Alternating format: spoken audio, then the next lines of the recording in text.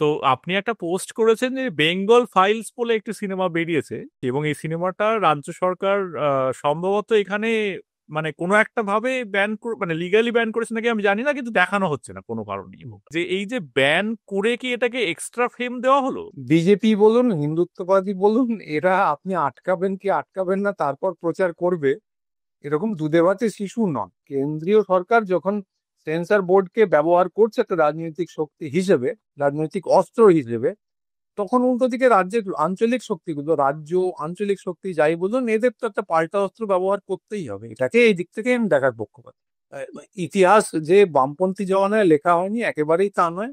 হুম। ওই ইতিহাস বইতে অবশ্যই এটা পড়ার কথা, এবং ইতিহাস বইতে সবটা খুব জরুরি, খুব বড় আকারে থাকে না কোনোটাই ভারতবর্ষের। কোনোটাই থাকে না, এক্স্যাক্টলি, হ্যাঁ। হচ্ছে গোপাল পাঁঠা বা মীনা পেশোয়ারি বা ভানু ঘোষ, এদের কথা আমরা পড়িনি কারণ এরা ইতিহাসে আদৌ গুরুত্বপূর্ণ চরিত্র নয়। চরিত্র নয়, এক্স্যাক্টলি। আজকে কি বলবো, মীনা পেশোয়ারি একজন হিরো বলবো না, যে তিনি মুসলমানদের রক্ষা করেছেন বলবো না। এটা তো ইতিহাসে লেখা ছিল না, তারা জানেন না যে এটার কোনো একটা ডকুমেন্টেশন আছে, সেটা স্কুলের বইয়ে হয়তো ছিল। আমি কি একটা কঠিন রাজনীতিতে ঢুকবো না ঢুকবো না? হ্যাঁ, ঢুকুন না। চাপ আছে, আমাদের কোনো চাপ নেই। আমি বামপন্থীদেরই কাছের লোক হতে চাই যদি তাদের এজেন্ডা আমার পছন্দ মতো হয়। তো ফেসবুক আসার ফলে এই ব্যাপারটাই কেটে গেছে, ভালো মন্দে ঢুকছি না যে কোনটা আসলে বৈঠকখানা আর কোনটা পাড়ার ক্লাব। যে পলিটিক্স করছে সে তো মিথ্যে বলবেই, বা সে তো অর্ধসত্য বলবেই। বাংলা ভাষা এবং বাংলা ভাষার শিক্ষা এই দুটোকেই আমরা তুলে দেওয়ার চেষ্টা হচ্ছে। নিজের যেচে বাঁশ খাওয়ার মতো চলছি, মানে চরিত্র বাঙালি ছাড়া আর কারোর আছে কিনা জানি না। বিজেপিকে এত নিশ্চিহ্ন করে দিতে হবে, তো পশ্চিমবঙ্গ থেকে মানে আমার উইশ লিস্টের 1 নম্বর। এবং সেই জায়গাটা খুব ভালো হয় যদি বামপন্থীরা একরকম করে নিতে পারেন। কতটা বলবো, আর আরেকটু বলি। হ্যাঁ, বলুন না, এটা তো আরে আমাদের বলুন। তো, আমাদের তো কোনো সীমাবদ্ধ সময়ের বাইন্ডিং। সময়ের কোনো, হ্যাঁ।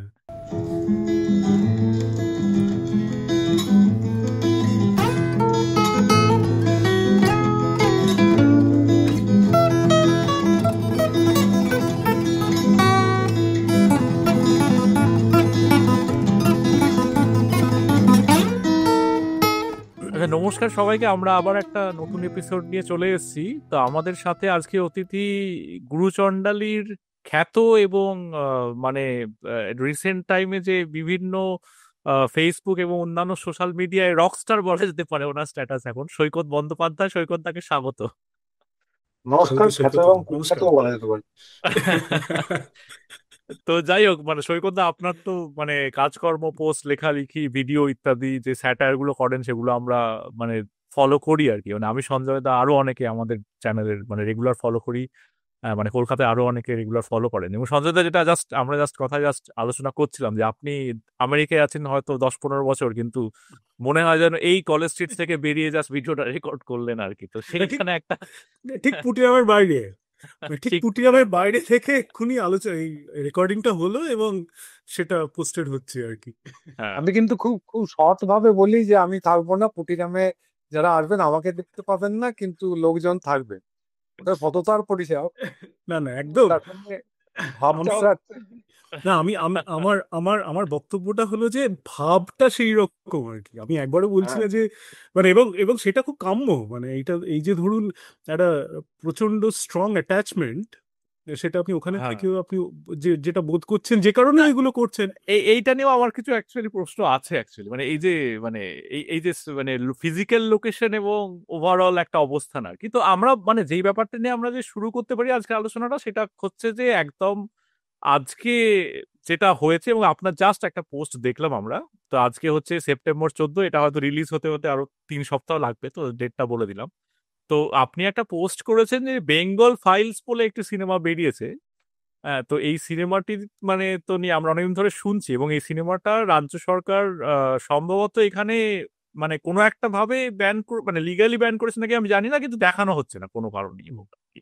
হ্যাঁ, তো এইটা বোধহয় এখন কেউ কেউ বোধহয় ন্যাশনাল লাইব্রেরিতে একটি প্রেক্ষাগৃহ করে এবং আর্মি টার্মি নামিয়ে এই সিনেমাটা দেখানো হয়েছে। হ্যাঁ, তো সেইটা নিয়ে আপনি একটু লিখেছেন। তো প্রথম মানে যে ব্যাপারটা নিয়ে আমি বলতে চাই যে এই যে ব্যান করে কি এটাকে এক্সট্রা ফেম দেওয়া হলো, মানে মানে কি কি হচ্ছে? তো অনেকে এটা বলছেন যে ব্যান ব্যান তো নয়, যাই হোক দেখাতে যে দেওয়া হলো না, হ্যাঁ, তার অফিসিয়াল ব্যান পিছনের তো নয়, একটা হ্যাঁ, ডেফিনেটলি, হ্যাঁ। রাজনৈতিক উদ্যোগ আছে। এমনি এমনি হয় না, সে আমরা সবাই জানি। তো কিছুটা ব্যবসায়িক ব্যাপার আছে, কিছুটা রাজনৈতিক ব্যাপার আছে। তো প্রশ্নটা যেটা বারবার উঠছে যে এটাতে করে বেশি পরিচিতি দেওয়া হলো কিনা, তা আমি এটার সঙ্গে একদমই একমত নয়। মানে আচ্ছা।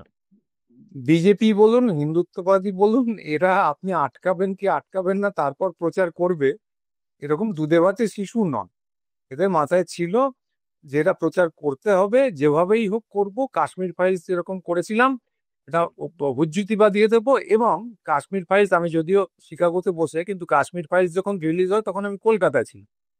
তো কলকাতায় ছিলাম, আমি আইনক্সে ছিলাম, এবং আমার আইনক্সে না, সিটি সেন্টারে ছিলাম। আমার ইচ্ছে হয়েছিল যে আমি একটা সিনেমা দেখি। সত্যি একদম, এটা একদম 100% সত্যি ঘটনা। তো আমি আইনক্সে গিয়ে টিকিট কাটতে গেলাম, গিয়ে দেখলাম যে সত্যি কথা বলতে কি, সব কটা শো ভর্তি হচ্ছে কাশ্মীর ফাইলস নিয়ে। দু একটা ছুটকো ছাটকে এদিক সেদিক অন্য জিনিস আছে। তো কাউন্টারের ভদ্রলোক না ভদ্র মহিলা মনে নেই, তিনি আমাকে বললেন যে আজকে নয়, রোজই চলছে। আমি বললাম লোক হচ্ছে এত? বললো তো গতকালই তো শুভেন্দু অধিকারী এসেছিলেন অনেক লোক নিয়ে, অনেক টিকিট ব্লক করে দেখতে এসেছি। তো এইসব খেজুরে গল্প আমি করি লোকজনের সঙ্গে। তো ব্যাপারটা হচ্ছে যে এটা কিন্তু একটা স্ট্র্যাটেজি। হইচই করব, সব হল বুক করব, আপনার ইচ্ছে থাক না থাক, আপনি সিনেমা দেখতে চাইলে ওইটাই দেখতে হবে। ফলে হইচই একটা হতোই। তো এর উল্টো দিকের যে তত্ত্ব, সেটা হচ্ছে যে আমরা কিছু বলবো না। মানে আমরা যদি চুপ করে থাকি তাহলে বাঙালিদের ওরা মারবে না, আমরা যদি কিছু না বলি তাহলে কি, তাহলে হিন্দুত্ব নিয়ে হইচই হবে না। ব্যাপারটা এরকম আদৌ নয়। আমরা কিছু না বললে যে ওরা ওরা গুরুত্ব পাবে না, তা এরকম না। ওরা নিজের উদ্যোগ নিয়ে নিজের কাজ করবেই। ফলে আটকানোটা একটা জিনিস, আটকানোটা নতুন কিছু হয়নি। দ্বিতীয় হচ্ছে, আটকানোটা একটা ভীষণভাবে জরুরি কাজ এই জন্যে যে সেন্সার আমি পছন্দ করি না, সেন্সার একেবারেই পছন্দ করি না। বেঙ্গল ফাইলস হোক, যাই হোক, আমার আমার সেন্সরশিপে বিশ্বাস নেই। কিন্তু কথাটা হচ্ছে যে সেন্সরশিপ একটা অস্ত্র হিসেবে ভারতবর্ষে ব্যবহার করা হয়। মানে বস্তুত আপনি যদি ফিল্ম মেকার হন, তাহলে আপনাকে সব সময় মাথায় রাখতে হবে যে সেন্সর বোর্ড কি বলবে। মানে বস্তুত ওরা পিছনে দাঁড়িয়ে আপনাকে বলতে থাকে যে এই এটা লিখবি না, ওটা লিখবি, ইত্যাদি। তো এমনকি এই যে কিছুদিন আগে খুব ছোট্ট ঘটনা, খেলা হবে বলে একটা স্লোগান ছিল বাংলা, সেটা কোনো একটা হিন্দি সিনেমায় ব্যবহার করা হয়েছিল, সেটাও বাদ দিতে হবে। তো সত্যি যে সিনেমা, সেটাও সেন্সর বোর্ডে কোপে, আপনারা জানেন। গুজরাট ফাইলস বেরোয়নি, আপনারা জানেন। একেবারেই, তো হ্যাঁ। সেন্ট্রাল গভর্নমেন্ট, কেন্দ্রীয় সরকার যখন সেন্সর বোর্ডকে ব্যবহার করছে একটা রাজনৈতিক শক্তি হিসেবে, রাজনৈতিক অস্ত্র হিসেবে, তখন উল্টো দিকে রাজ্যের আঞ্চলিক শক্তিগুলো, রাজ্য আঞ্চলিক শক্তি যাই বলুন, এদের তো একটা পাল্টা অস্ত্র ব্যবহার করতেই হবে। এটাকে এই দিক থেকে আমি দেখার পক্ষপাত। হুম। যদি না থাকে, কারোর জন্যই থাকবে না। থাকলে কিন্তু আঞ্চলিক শক্তিকেও একটা সুবিধা দিতে হবে। এটা আমার অবস্থান, খুব মানে পরিষ্কার। মানে একই গ্রাউন্ডে না থাকলে অ্যাডভান্টেজটা মানে স্কিউড, মানে ডিসব্যালেন্স হয়ে যাচ্ছে, আপনার সেটাই বক্তব্য। একদম, আমরা তো লেভেল প্লেইং ফিল্ড নিয়ে একটা কথা বারবার বলি। হ্যাঁ। হুম। লেভেল প্লেইং ফিল্ডের কথাটা যখন বলা হয়, সর্বত্র সেটা প্রয়োগ করতে হবে। শুধু কাস্টের ক্ষেত্রে নয়, শুধু লিঙ্গের ক্ষেত্রে নয়, সর্বত্র। অঞ্চল বনাম কেন্দ্রের যে দ্বন্দ্ব আছে, এখানেও একটা লেভেল লেভেল প্লেইং ফিল্ডের কথা আনতেই হবে। তাহলে এই এই যে মানে আরো একটা ইন্টারেস্টিং ঘটনা হচ্ছে যে মানে অনেককে তো ইনভাইট করা হয়েছিল, তার মধ্যে কিছু মানে বিখ্যাত লেখিকা, গায়িকা ইত্যাদিরা গেছিলেন এবং মানে সেই সব নিয়ে অনেক বক্তব্য রেখেছেন যে এগুলো তো ইতিহাস। মানে এই যে ঘটনা, মানে ওদের বক্তব্যটা, মানে অফকোর্স মানে আমি ব্যাপারটাকে জাস্ট ছেড়ে দিচ্ছি আর কি বলে, যে ওদের বক্তব্যটা হচ্ছে যে এইগুলো এতদিন ধরে চেপে রাখা হয়েছে বলে আজকে লোককে এইভাবে দেখতে হচ্ছে। মানে এই যে একজন, মানে আজকে যেমন কয়েকটা ন্যারেটিভ আমি ফেসবুকে পড়ছিলাম যে আমরা কেন ডিরেক্ট অ্যাকশন ডে কথা কোনোদিন শুননি, অতএব আমাদেরকে বিবেক বাবুর কাছে মানে ছাড়া আমাদের কোনো অপশন নেই আর কি ইতিহাস বোঝার। তো এই যে একটা ন্যারেটিভ তৈরি করার চেষ্টা হচ্ছে, প্রথম কথা আমি যেটুকু বলে নিই, আমার খুব পরিষ্কার মনে আছে যে আমরা যখন মানে পশ্চিমবঙ্গ মধ্যশিক্ষা পর্ষদের 9-10-এ ইতিহাস পড়েছিলাম, এই ঘটনাগুলো মোটামুটি ভাবে ছিল। এবারে কতটা ইলাবোরেটেড ছিল, হ্যাঁ, গোপাল পাঠার নিয়ে ওপর টিকার লিখতে দেওয়া হয়নি, সেটা আলাদা ব্যাপার। কিন্তু এই ঘটনাটা মোটামুটি ছিল যে এরকম একটা মানে ভোলাটাইল সিচুয়েশনে একটা ডিরেক্ট অ্যাকশনদের ডাক দেওয়া হয়েছিল, এবং তার পরবর্তীকালে অনেক কমিউনাল ভায়োলেন্স হয়, এটা পরিষ্কার আমার মনে আছে। হ্যাঁ, মানে এই নিয়ে কোনো বিকল্প নেই আর কি। এবারে লোকে বলতে পারে হ্যাঁ কত কাউন্ট দেওয়া হয়েছে, ওদের কত হয়েছে, এই মানে ইত্যাদি ইত্যাদি আর্গু করতে পারে, হয়তো সেটা মানে ওই সময় বামপন্থীরা হয়তো বহুদিন থাকার ফলে যে এরা হয়তো মানে কিছুটা একটা মেলোড ডাউন একটা ভার্সন দেওয়া হয়েছে বা কিছু একটা হবে। তো এইটা নিয়ে আপনার কি মনে হয় যে মানে এইটা আমি বলছি, এটা এটা কিন্তু যাদের কাছ থেকে আসছে তারা তো তথাকথিত মানে হিন্দুত্ববাদী বা বিজেপির সমর্থকও নয় আর কি। মানে এইটা হচ্ছে আপনার ধরুন যারা নিজেদেরকে ধরুন লিবারেল বলে, মানে কোট আনকোট লিবারেলস। তো এইরকম ধরনের একটা ক্রাউড থেকে কিন্তু এই বক্তব্যটা আসছে, মানে একটা সর্ট অফ বোথ সাইডসিং বলে একটা কথা। আপনি আমেরিকায় থাকেন, আমি জানেন যে ওই ধরনের একটা কথা এখানেও খুব চলে। হ্যাঁ, তো মানে বলছে যেহেতু ওরা ওরকম করেছে তার একটা মানে অপোজিট ব্যাপার হচ্ছে। তো এই ব্যাপারে আপনার কি মতামত? দেখুন, যাদের কথা বলছেন তারা মোটামুটি ভাবে সবাই আমার হয় বন্ধু প্রতিম কিংবা বন্ধু। তসলিমা নাসরিন লিখেছেন দিল্লি থেকে, মৌপিয়া লিখেছে কলকাতা থেকে, সঙ্গীতা সেও আমাকে ব্লক করেছি কয়েকদিন আগে। এরা লিখেছে। তো আহ, কথাটা হচ্ছে এরা কেন গিয়েছিল আমি সত্যি সত্যি জানি না, সত্যি সত্যি আমার জানা নেই। কিন্তু যে ন্যারেটিভটা ছড়ানো হচ্ছে, বন্ধু হোক আর যাই হোক, সেটা একেবারেই কাম্য না। আহ, ইতিহাস যে বামপন্থী জমানায় লেখা হয়নি একেবারেই তা নয়। হুম। ওই ইতিহাস বইতে অবশ্যই এটা পড়ার কথা, এবং ইতিহাস বইতে সবটা খুব জরুরি, খুব বড় আকারে থাকে না কোনোটাই ভারতবর্ষের। কোনোটাই থাকে না, এক্স্যাক্টলি। হ্যাঁ। স্বাধীনতা সংগ্রামের ইতিহাস, সেই আইন অমান্য থেকে শুরু করে এমনকি আমরা সুভাষ বোসকে যে তাড়িয়ে দেওয়া হয়েছে কংগ্রেস সভাপতিত্ব থেকে, সেটাও খুব একটা বড় করে পড়িনি। ঠিকই। এমনকি রবীন্দ্রনাথ যে দেশনায়ক উপাধি দিয়েছিলেন এরপরে সুভাষচন্দ্রকে, আমরা সেটাও পড়িনি। তো এইগুলো ছোট করেই থাকে, কিন্তু তার মানে এই নয় যে লেখালেখি হয়নি। সুরঞ্জন দাস লিখেছেন, এটা হচ্ছে এক নম্বর কথা। সুরঞ্জন দাস ওই সময়টার একটা পুরো অ্যাকাউন্ট রেখেছেন ওই 46-এ। তো ফলে বিস্তীর্ণ গবেষণা হয়েছে, যাই কোনো লোকের ইচ্ছে হলে সেটা পড়তেই পারেন, না পড়ার কিচ্ছু নেই যদি আগ্রহ থাকে। আগ্রহ থাকে পড়ে ফেলতেই পারে, এক। আর দুই হচ্ছে গোপাল পাঁঠা বা মীনা পেশোয়ারি বা ভানু ঘোষ, এদের কথা আমরা পড়িনি কারণ এরা ইতিহাসে আদৌ গুরুত্বপূর্ণ চরিত্র নয়। চরিত্র নয়, এক্স্যাক্টলি। হ্যাঁ। কারণ আপনি যদি অন্য কিছু না, আপনি যে কোন, যদি আপনি ব্যোমকেশ পড়ে থাকেন, তো ব্যোমকেশে জানবেন একটা চরিত্র ছিল যার নাম হচ্ছে বাঁটুল সর্দার। হ্যাঁ। হ্যাঁ। তো বাঁটুল সর্দারকে খুব খাটো ভাবেই দেখানো হয়েছে ওখানে, কি না সে দাঙ্গার সুযোগে সব জায়গায় ঘুরে ঘুরে টাকা তোলে এবং ভাব জায়গায় সেই এলাকাকে রক্ষা করছে। আদিম রিপু বোধহয় আপনি আদিম রিপুর কথা বলছেন বোধহয় নাকি? আদিম রিপুতে ছিল এবং আরো দু একটা জায়গায় আরো উল্লেখ দু আছে। একটা জায়গাতে উল্লেখ আছে। হ্যাঁ। তো এবার কথাটা হচ্ছে, এবং আদিম রিপুতে সে খুনোখুনির বর্ণনাও আছে, সেখানে আমি বর্ণনাও যাচ্ছি না। আছে। সেখানে হ্যাঁ। একটি ছেলে দুজনের পেট ফাঁসিয়ে দিয়েছিল, সে আসলে খুব মুখচোরা ইত্যাদি, কিন্তু সে অন্য কথা। আমরা বাঁটুল সর্দারে আসছি। হুম। তো বাঁটুল সর্দার জাতীয় চরিত্র কলকাতায় সে সময় ছিল। যে কোনো জায়গায় দাঙ্গা হয়, যখন হয় তখনই এলাকায় একজন রবিনহুডের উত্থান হন, যিনি আসলে রাজনীতিকদের সঙ্গে যোগাযোগ রাখেন, টাকা তোলেন, একটা বাহিনী পোষেন ইত্যাদি। তো গোপাল পাঁঠাই বলুন, গোপাল মুখার্জি বলুন, বা উল্টো দিকে মীনা পেশাওয়ারি বলুন, এরা এই জিনিসটা করেছে। ফলে গুরুত্বপূর্ণ খুব বেশি কিছু নয়। ফলে ইতিহাসে জায়গা পাওয়ার মতো কি আদৌ কিছু না। তো এবং এরপরে যখন দাঙ্গা মিটে গেল, লোকে আর পয়সা করে দিত না, এদের কেউ কেউ রাজনীতিকদের সঙ্গে হাত মিলিয়েছেন। এর মধ্যে কয়েকজনের নাম আমরা জানি এখন, গোপাল পাঠা, বিধান বিধান রায়ের, ওই জন্যই হ্যাঁ। নামটা জানি। বিধান রায় স্ট্রংম্যান ছিল। হ্যাঁ। ডান হাত ছিলেন। হুম।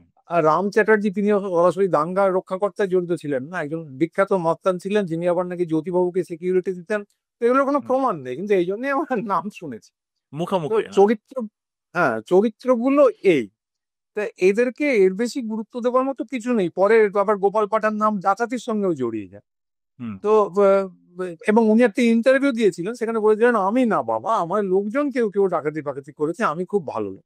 ডাকাতি করতেন, অস্ত্রের ব্যবসা করতেন, ওনার নিজের ইন্টারভিউতেই আছে। তো এইসব কাজকর্ম করতেন। তো এর বাইরে কিছু না। এবং আহ, উম, আহ, রক্ষা করেছেন ওনারা একটা অঞ্চলকে, একরকম করে গুন্ডারা যেরকম করে, সে নিয়ে কোনো সন্দেহ নেই। হুম। কিন্তু সেটা উভয় পক্ষই হয়েছে। আজকে কি বলবো, মিনা পেশোয়ারি একজন হিরো বলবো না, যে তিনি মুসলমানদের রক্ষা করেছেন বলবো না। একইভাবে গোপাল পাঠাকেও আলাদা করে হিরো বলার কিছু নেই, ওনারা রক্ষা করেছেন, মেরেছেন, সব কটাই হয়েছে। আর সংখ্যার কথা যদি বলেন, সংখ্যা নিয়েও কোনো ধোঁয়াশা কিন্তু নেই। প্যাটেল খুব স্পষ্ট করে ঘটনার পর বলেছিলেন, এবং রিপোর্টেও আছে যে প্যাটেল তো খুব খারাপ ভাবে বলেছিলেন যে ওখানে আমরা জিতেছি, আমরা মানে হিন্দুরা। হুম। তো সত্যি কথা বলতে কি, যে এখানে যদি গণহত্যা হয়ে থাকে, সেটা মুসলমানদের ক্ষেত্রে বেশি হয়েছে। উল্টো দিকে নোয়াখালীর কথাটা অনেকে বলেন, অবশ্যই সেখানে হিন্দুদের একদম। গণহত্যা বেশি হয়েছে। এই তো চিত্র, এর মধ্যে জটিলতা কিছু নেই। যারা পড়েননি, কেন পড়েননি আমি জানি না, ইচ্ছে হলেই পড়তে পারতেন। সেই আর কি। না, আমাদের আমাদের সিলেবাসে অনেক কিছুই, যেগুলো ধরুন এই ধরনের ডিটেলস যেগুলো থাকে না, আহ, তার একটা ফল বোধহয় এইটা যে ওরকম মানে ইতিহাসের বা যাই হোক মানে আগে ঘটে যাওয়া কোনো একটা ঘটনার কোনো একটা অধ্যায় তুলে এটা ওর একটা চমকপ্রদ ব্যাপার হিসেবে পেশ করা হয় যে এই এই জিনিসটা লুকানো হয়েছিল, এই আজকে আপনাদের আমরা জানাচ্ছি।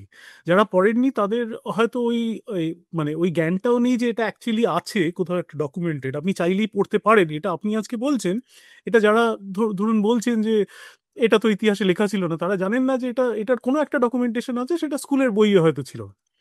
পারহাপস মানে সেইভাবে আর কি আহ, মানে জিনিসগুলো ওনাদের কাছে চমকপ্রদ হয়। মানে যখনই কোনো একটা কমিউনাল এজেন্ডা পেশ করা হচ্ছে তাতে এই ধরনের কিছু কিছু চমক তো দেওয়াই হচ্ছে বলে মনে হয় আর কি, হ্যাঁ, যেখানে লুকানো আমার হচ্ছে। আমার মামা পড়াশুনো করতেন, খুব এখন আর বেঁচে নেই সেজ মামা। তো তিনি একটা কথা বলতেন, যে তখন খুব হইচই হচ্ছে, তখন একদম অনেকদিন আগে, তখন প্রথম বিজেপি সরকার এসেছে, তারা সিলেবাস বদলে দিচ্ছে, খুব হইচই হচ্ছে। তো আমার মামা বামপন্থী ছিলেন, পড়াশোনা প্রচুর করতেন, তিনি একেবারেই উত্তেজিত হন। আমি বললাম, কেন, তোমার কোনো বক্তব্য নিয়ে নিয়ে? মা বললো, দূর, ভারতবর্ষের শিক্ষা ব্যবস্থা মানে কি জানিস, কেউ কিছু পড়ে না। ও তুই যাই ঢোকাস, ভালো জিনিস খারাপ জিনিস কেউ পড়বে না, ও নিয়ে চিন্তার কিছু নেই। পড়লেও হয়তো মনে থাকবে না। আমাদের বেশিরভাগই তো মনেই থাকে না, না, মানে তার ধরুন কারণটা হচ্ছে তো ওইটা মুখস্থ করে আর তো মানে ওইভাবে তো ইতিহাসটা তো মানে একটা ত্রাসের মতো পড়েছি আর বেসিক্যালি আমরা। ইতিহাস ইতিহাস একটা, আর তাছাড়া সাহিত্য, আমরা আমাদের যেটুকু সাহিত্য পড়ানো হয়েছে সেই সাহিত্যটাও তো মানে পাঠ্যের বাইরে সাহিত্য হয়তো প্রিয়া চাচু। হ্যাঁ মানে এবার মানে আমি আমি মানে আমি ওয়েস্ট বেঙ্গল বোর্ডে পড়িনি, তো মানে আমি আইসিএসসি বোর্ডে পড়েছি, এবং আইসিএসসি বোর্ডে যেটুকু সাহিত্য পড়া হয়েছে, খুব মানে পড়ানো হয়েছে আমাদেরকে, সেগুলো আমার বেশ মনে হয়েছে যে দে আর ভেরি ওয়েল সিলেক্টেড আর কি, মানে খুব সুন্দর সুন্দর, মানে চয়নটা খুব ভালো ছিল। তো এই হেন সাহিত্যকে কজন মনে রাখে? আমাদের ক্লাসের যে ফার্স্ট বয় ছিল মিরাজুর, ও বোধহয় বছর 27 থেকে আগে ওর সাথে দেখা হয়েছিল একটা, আমরা এক জায়গায় সবাই মিলে আড্ডা মারছি খাচ্ছি, সেখানে সে সে এখনো গড়গড়িয়ে বলে যাচ্ছে। তো ওই একজন দুজন ওই মিরাজুরের মতো পাবলিক যারা মানে পুরো যারা অন্তঃস্থ করে, ভালোবেসে পড়েছে আর কি, হ্যাঁ হ্যাঁ মানে সেই অন্তঃস্থ ব্যাপার। করেছে ব্যাপারটাকে, মানে সেই রকম কিছু মানুষ হয়তো থাকে যারা মনে রাখে। ইরেসপেক্টিভ অফ দ্য সিস্টেম, কিন্তু হ্যাঁ, সিস্টেমের মধ্যে যদি তুমি মিডিয়ানকে দেখতে চাও তাহলে কি কোনো রকমে পাস করে বেরোনোর, মানে সেটা আইএস আমাদের ক্ষেত্রেও, মানে আমার ক্ষেত্রে তো ইতিহাসটা ওরকম ভাবেই পড়া, টু বি অনেস্ট। মানে এখন তো আবার লোকে এই এই বিভিন্ন ফাইলস থেকে ইতিহাস শেখে, সেইটা তো আলাদা ব্যাপার।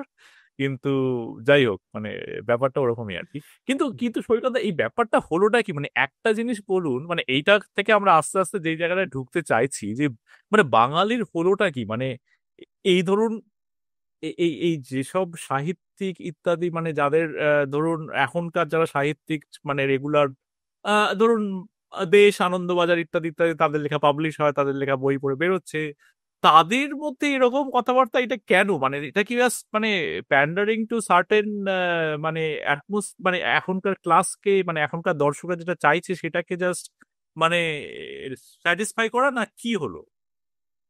এটা একটা খুব লম্বা ব্যাপার হয়ে যাবে। আসলে যেটা হয়েছে 46 সালে, 46-47 দেশভাগটা তো বাঙালির বস্তুত মেরুদণ্ড ভেঙে দিয়েছে। তো একেবারেই। মেরুদণ্ড ভেঙে দিয়েছে নানাভাবে, সেটা নিয়ে আবার আলাদা, মানে সিনেমা পশ্চিমবঙ্গে যা ছিল, সিনেমা স্বর্ণযুগ উত্তম কুমারের সময়টাকে বলে চালানো হয়, কিন্তু আসলে তো ছিল প্রমথেশ বড়ুয়ার আমলে। 30-এর দশকের শেষের দিকে, 40-এর দশকের শুরুতে সর্বভারতীয় কেন্দ্র ছিল কেন্দ্র, হ্যাঁ, ভারতবর্ষের দুটো, কলকাতা। হুম, বোম্বে আর কলকাতা, এই দুটোই হ্যাঁ। তো ছিল। পাল্লা দিত একে অপরের সঙ্গে, নিউ থিয়েটার ছিল। তো তখন অশোক কুমার গিয়েছিলেন বোম্বেতে, সাইগল এসেছিলেন এখানে, প্রমথেশ বড়ুয়া এখানে, প্রমথেশ বড়ুয়াকে বোম্বেতে অফার দেওয়া হয়েছিল, তিনি বলেছিলেন ওই মাছের বাজারে কে যাবে ইত্যাদি, মানে টক্করটা সমানে হতো। তো সর্বভারতীয় ছিল কি করে, এটা একটু বলে নেওয়া ভালো, যদিও অন্য প্রসঙ্গ। কারণ ওনারা বিভিন্ন, একটা সিনেমার বিভিন্ন ভাষার ভাষণ বার করতেন, মানে ডাবিং তো তখনও সেভাবে আসেনি। একটা সিনেমা 3 বার শুট করে, একটা হিন্দিতে, একটা বাংলায়, একটা দক্ষিণ ভারতীয় ভাষায়, তামিলে বার করে সারা ভারতবর্ষে ছড়াতেন, লাহোর পর্যন্ত যেত। এখন যে হিন্দি গান সবাই গাইছে, উল্টোটা ছিল, তখন সাইগালের বাংলা গান সারা ভারতবর্ষের লোকজন গাই। তো এইটা তো দেশভাগের পর সম্পূর্ণ ভেঙে গেল, বাজার নষ্ট হয়ে গেল, ব্যাংকগুলো লাল বাতি জ্বালতে শুরু করলো, তো তার চিত্রও তো আমরা পেয়েছি সিনেমা টিনেমা। হ্যাঁ, এবং শিল্প শিল্প বস্তু তো শুধু সিনেমা তো নয়, মানে ভারী শিল্প সেগুলো উঠে যেতে শুরু করলো, পার্ট থেকে শুরু করে ইঞ্জিনিয়ারিং। তো ওইটা পতনের শুরু। লোকে বলেন সত্যতে সব ধ্বংস হয়েছে, আসলে তো ওইভাবে হয় না, গড়িয়ে চলে না, গেছে। একদম, হ্যাঁ। তো এইবারে এই যেটা হলো, যে কারণে আমি বিষয়টা তুললাম, এই যেটা হলো, এটার পিছনে তো সবার অবদান আছে। আমরা হিন্দু মহাসভাকে খুব দোষ দিই, কারণ তারা লাফালাফি করছিল। তো হিন্দু মহাসভাতে একটা বড় অংশ সে সময় কংগ্রেসে ঢুকে পড়েছিল, এবং কংগ্রেস, জয় চ্যাটার্জি দেখিয়েছেন যে কংগ্রেস সেই সময় ভাগটা করতে চেয়েছিল এমন ভাবে যাতে কোনোভাবেই তাদের ক্ষমতা দখলে কোনো অন্তরায় না হয়। এক, কমিউনিস্টরা কি করেছিল, কমিউনিস্টরা একটা ধারণা ছিল যে দ্বিজাতি তত্ত্ব চাই। যেহেতু স্ট্যালিন একটা তত্ত্ব দিয়েছিলেন তার আগে, জাতিসত্তার আত্মনিয়ন্ত্রণের অধিকার, ফলে তারা এটা এখানে প্রয়োগ করে ভেবেছিল হিন্দু আর মুসলমান দুটো আলাদা জাত। ফলে তাদেরও একরকম করে ইন্ধন ছিল। বেচারি যোগেন মন্ডল মাঝখানে পড়ে ফেঁসে গেলেন। তো আর শরৎ বসু। তো এই যে পাপ, হুম। যেটা মূলধারা লোকজনের যে পাপ বামপন্থী, তো এইটা দীর্ঘদিন ধরে চেপে যাওয়া হয়েছে, দীর্ঘদিন ধরে যে আমরা পাপ করেছিলাম, ওটা নিয়ে কথা বললেই তো চেপে যেতে হবে। এই যে ধরুন ঋত্বিক ঘটক অজস্র দেশভাগ নিয়ে সিনেমা বানিয়েছেন, মানে প্রত্যেকটা সিনেমায় কান্না ঝরে ঝরে পড়ছে দেশভাগ নিয়ে, কিন্তু পিছনে দায়ী কে, ঘটনাটা কি ঘটলো, বিশ্লেষণ কি, কিচ্ছু নেই। অথচ উনি বিশ্লেষণ করতে ভালোবাসেন। লিখেছিলেন যে আপনারা সবাই জানেন, ডায়ালগ, বিখ্যাত ডায়ালগ, ভাবা প্র্যাকটিস করুন। তো উনি যে ভাবেননি তা নয়, কিন্তু একটা ন্যারেটিভে যে পাপটা আছে, কংগ্রেস হোক বামপন্থী হোক, এটা একটা চেপে গেছে।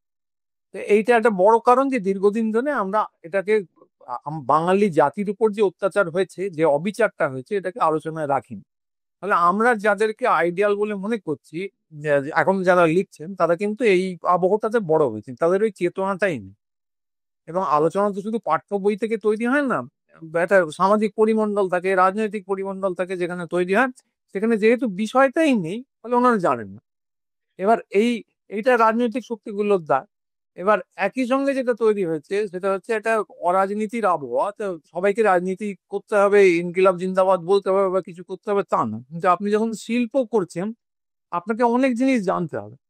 এখন তো ইন্টারডিসিপ্লিনারি ব্যাপার স্যাপার এসে গেছে, কিন্তু তার আগেও সুমন চট্টোপাধ্যায় যখন গান করছেন, যখন তিনি কবির সুমন হননি, তার আগে তিনি নিকারাগুয়া ঘুরে এসেছেন, তিনি শাস্ত্রীয় সঙ্গীতে পণ্ডিত, তিনি গিটার ধরেছেন। এবং তাকে যদি আমি আজকে কোনো একটা বিষয় নিয়ে কথা বলতে বলি, তিনি গড়গড় করে বলে যেতে পারবেন যে এই জিনিসটা দরকার। তা একেবারে। আমাদের প্রজন্ম, হুম। এবং তারপর থেকে আমরা দেখলাম যে শুধু রাজনৈতিক শক্তিগুলো সবকিছুকে একটু ধামাচাপা দিতে চাইছে তা নয়, বাঙালির বিপর্যয়টা, যারা লিখছেন, যারা গাইছেন, তাদের কিন্তু এই সমস্ত বিষয়ে যে অলরাউন্ড যে বোধটা, সেটা হারিয়ে গেছে। বোধ। সবাইকে সমস্ত কিছুতে এক্সপার্ট হতে হবে তা তো না, কিন্তু বিষয়গুলো মোটামুটি জানতে হবে। এই আপনি আমাকে জিজ্ঞেস করছেন, আমি তো ইঞ্জিনিয়ারিং এর ছেলে, আমি ইঞ্জিনিয়ারিং পড়েছি। আমরাও, আমরা আমি দুজনেই ইঞ্জিনিয়ারিং এর। হ্যাঁ, আমি তো আমি কি আর সুরঞ্জন দাসের মধ্যে পিএইচডি করেছি ওর ওই বিষয়টা তো না, কিন্তু ওর বইতে আমি পড়েছি। তো এইগুলোর ব্যাপারটা, চর্চাটাই পুরোটা হারিয়ে গেল।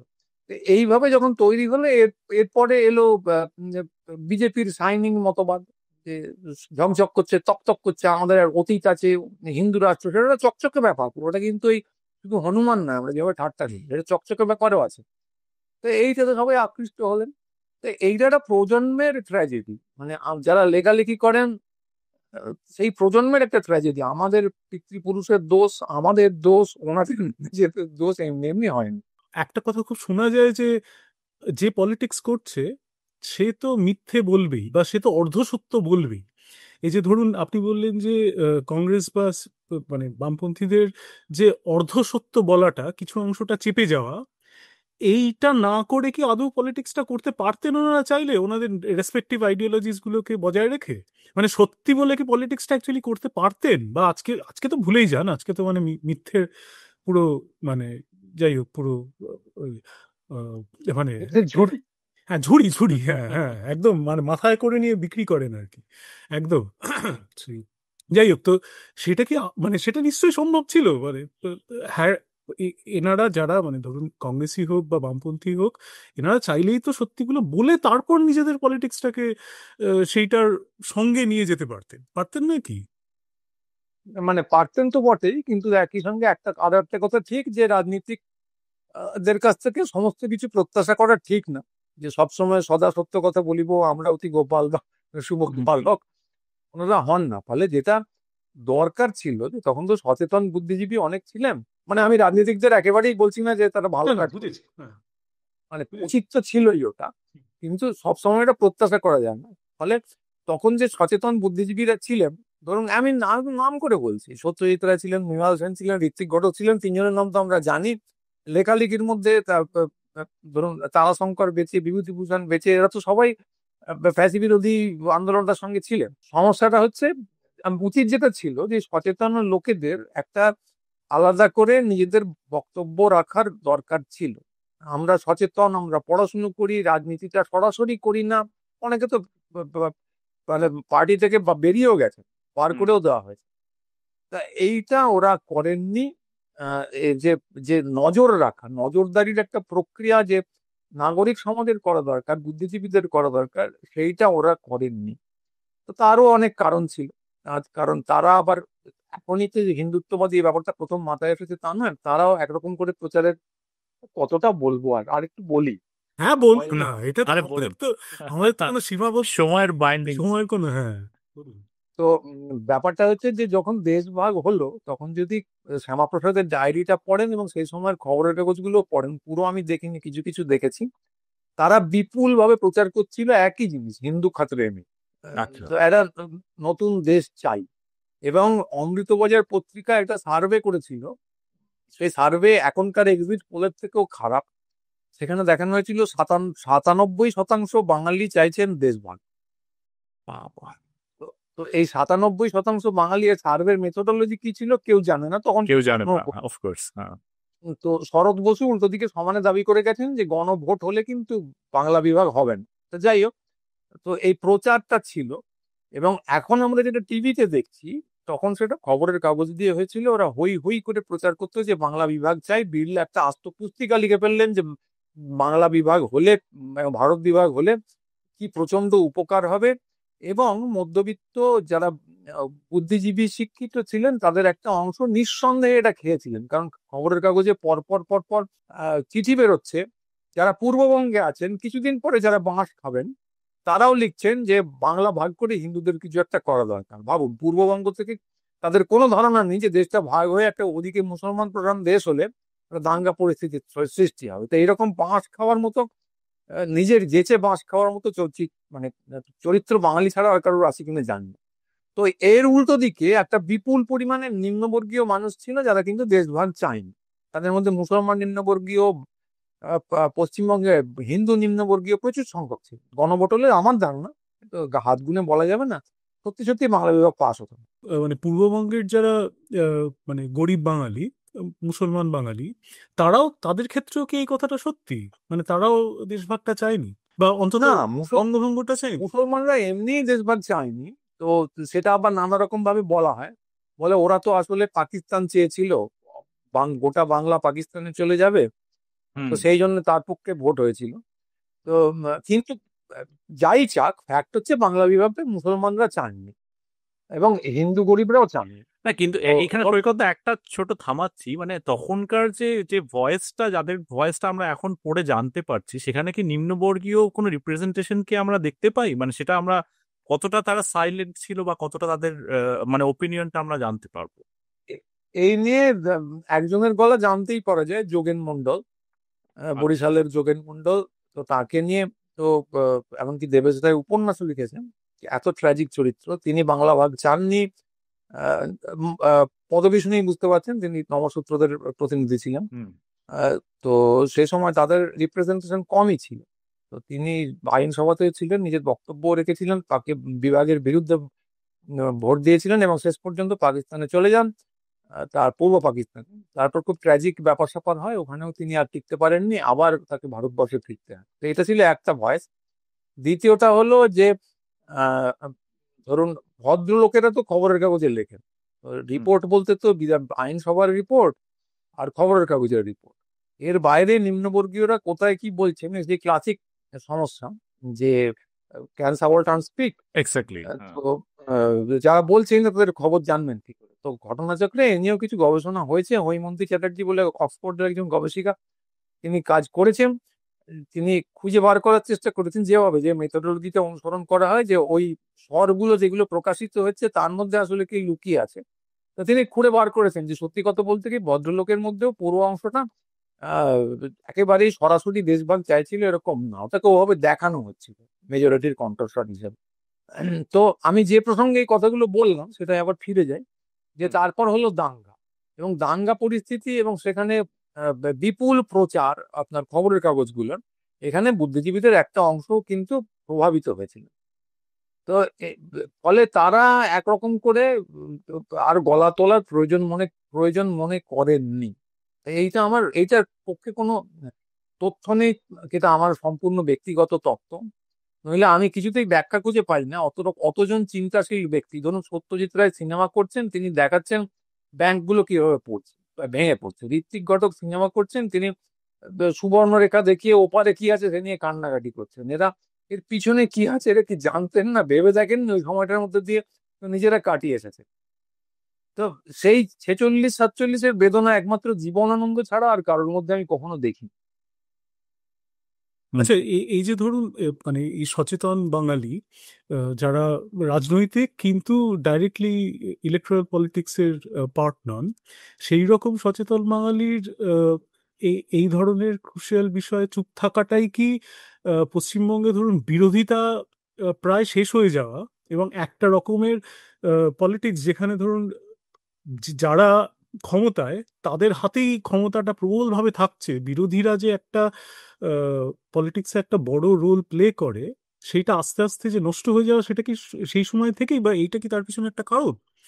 এটা খুব বড় ধাঁধা, জানেন তো। 46-এ দাঙ্গা হলো, তারপরে সবাই বললেন দেশভাগ চাই। তার কয়েক মাস আগে নৌবিদ্রোহ এবং আজাদ হিন্দ ফৌজ এর সেনাধ্যক্ষদের বিচার, এই নিয়ে বোম্বে কলকাতায় বিপুল জনবিদ্রোহ হয়েছে শাসকদের বিরুদ্ধে। বিপুল মানে হুম, হুম, শতাধিক লোক মারা গেছেন, কলকাতা দখল হয়ে গেছে।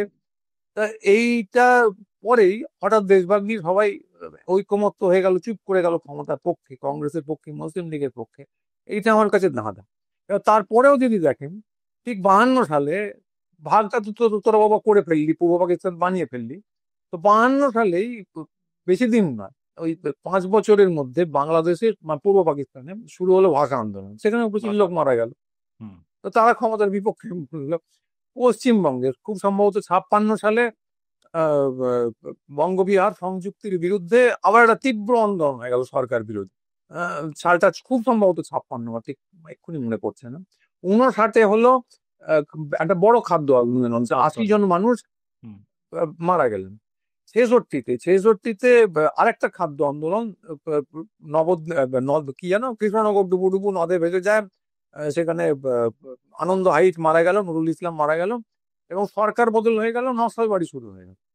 তো এইগুলো কিন্তু বাংলায় পর পর পর পর হচ্ছে একবারও। তার মাঝখানে এটা বাদ গেলাম, চীন ভারত যে সংঘর্ষ হলো, হ্যাঁ, এখানে আবার বুদ্ধিজীবীরা দলবদ্ধভাবে, সচেতন মানুষ দলবদ্ধভাবে একরকম ভাবে একটা জিঙ্গোইজমের পক্ষে দাঁড়িয়ে গেলেন। তো এই যে আহ, একটা চুপ করে থাকা, একটা জিঙ্গোইজমের পক্ষে দাঁড়ানো, উল্টো দিকে আবার জন আন্দোলন, এইটা চলছে। এটা কেন এই আমি বলবো, এই আমার এই কাছে এই- এই আন্দোলনগুলোর যদি মানে ইতিহাস দেখা যায়, তাহলে এগুলো মানে কি কতটা অর্গানাইজ আর কতটা স্বতঃস্ফূর্ত? মানে যদি আমি আবার প্রথম থেকেই বলি, এর বিরুদ্ধে নৌবিদ্রোহের পক্ষে যে আন্দোলন, সেখানে কমিউনিস্ট পার্টি, মুসলিম লীগ, কংগ্রেস সবাই ছিল, ফলে সবাই সংগঠন ছিল একটা ছিল, তখনই খুব। কিন্তু হ্যাঁ, ক্লিয়ার। হুম, একদম তিনটে পতাকা নিয়ে মুভমেন্ট হচ্ছিল। হ্যাঁ, তারপরে নিজেরা মারপিট করতে শুরু করলো 4-5 মাসের মধ্যে। তো তখন তখন একটা সংগঠন ছিল, কিন্তু স্বতঃস্ফূর্ততা প্রবল ছিল। আপনি যদি 56 সালের কথা বলেন, 56 সালে সেটা তো কংগ্রেস বিরোধী কমিউনিস্ট পার্টি ছিল, কিন্তু সেটা মূলত ছিল স্বতঃস্ফূর্ত। 59 সাল খাদ্য আন্দোলন, সেটা সংগঠিত। 66 সাল আবার প্রচন্ড স্বতঃস্ফূর্ত। তো ফলে এর কোনো ছক আমি খুঁজে পাইনি।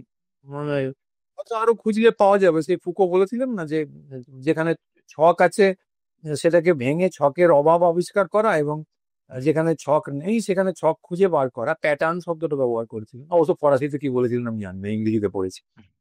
তো এইটাই হচ্ছে একজন ঐতিহাসিক প্রত্নতত্ত্ববিদদের কাজ। তো সেইটা হয়তো হুম। খুঁজলে পাওয়া যাবে, আমি পাইনি। অর্থনৈতিক কোনো ধরুন মানে আঙ্গিক কি এই বিষয়ে আছে? মানে ধরুন যারা, হ্যাঁ বলুন, বলুন।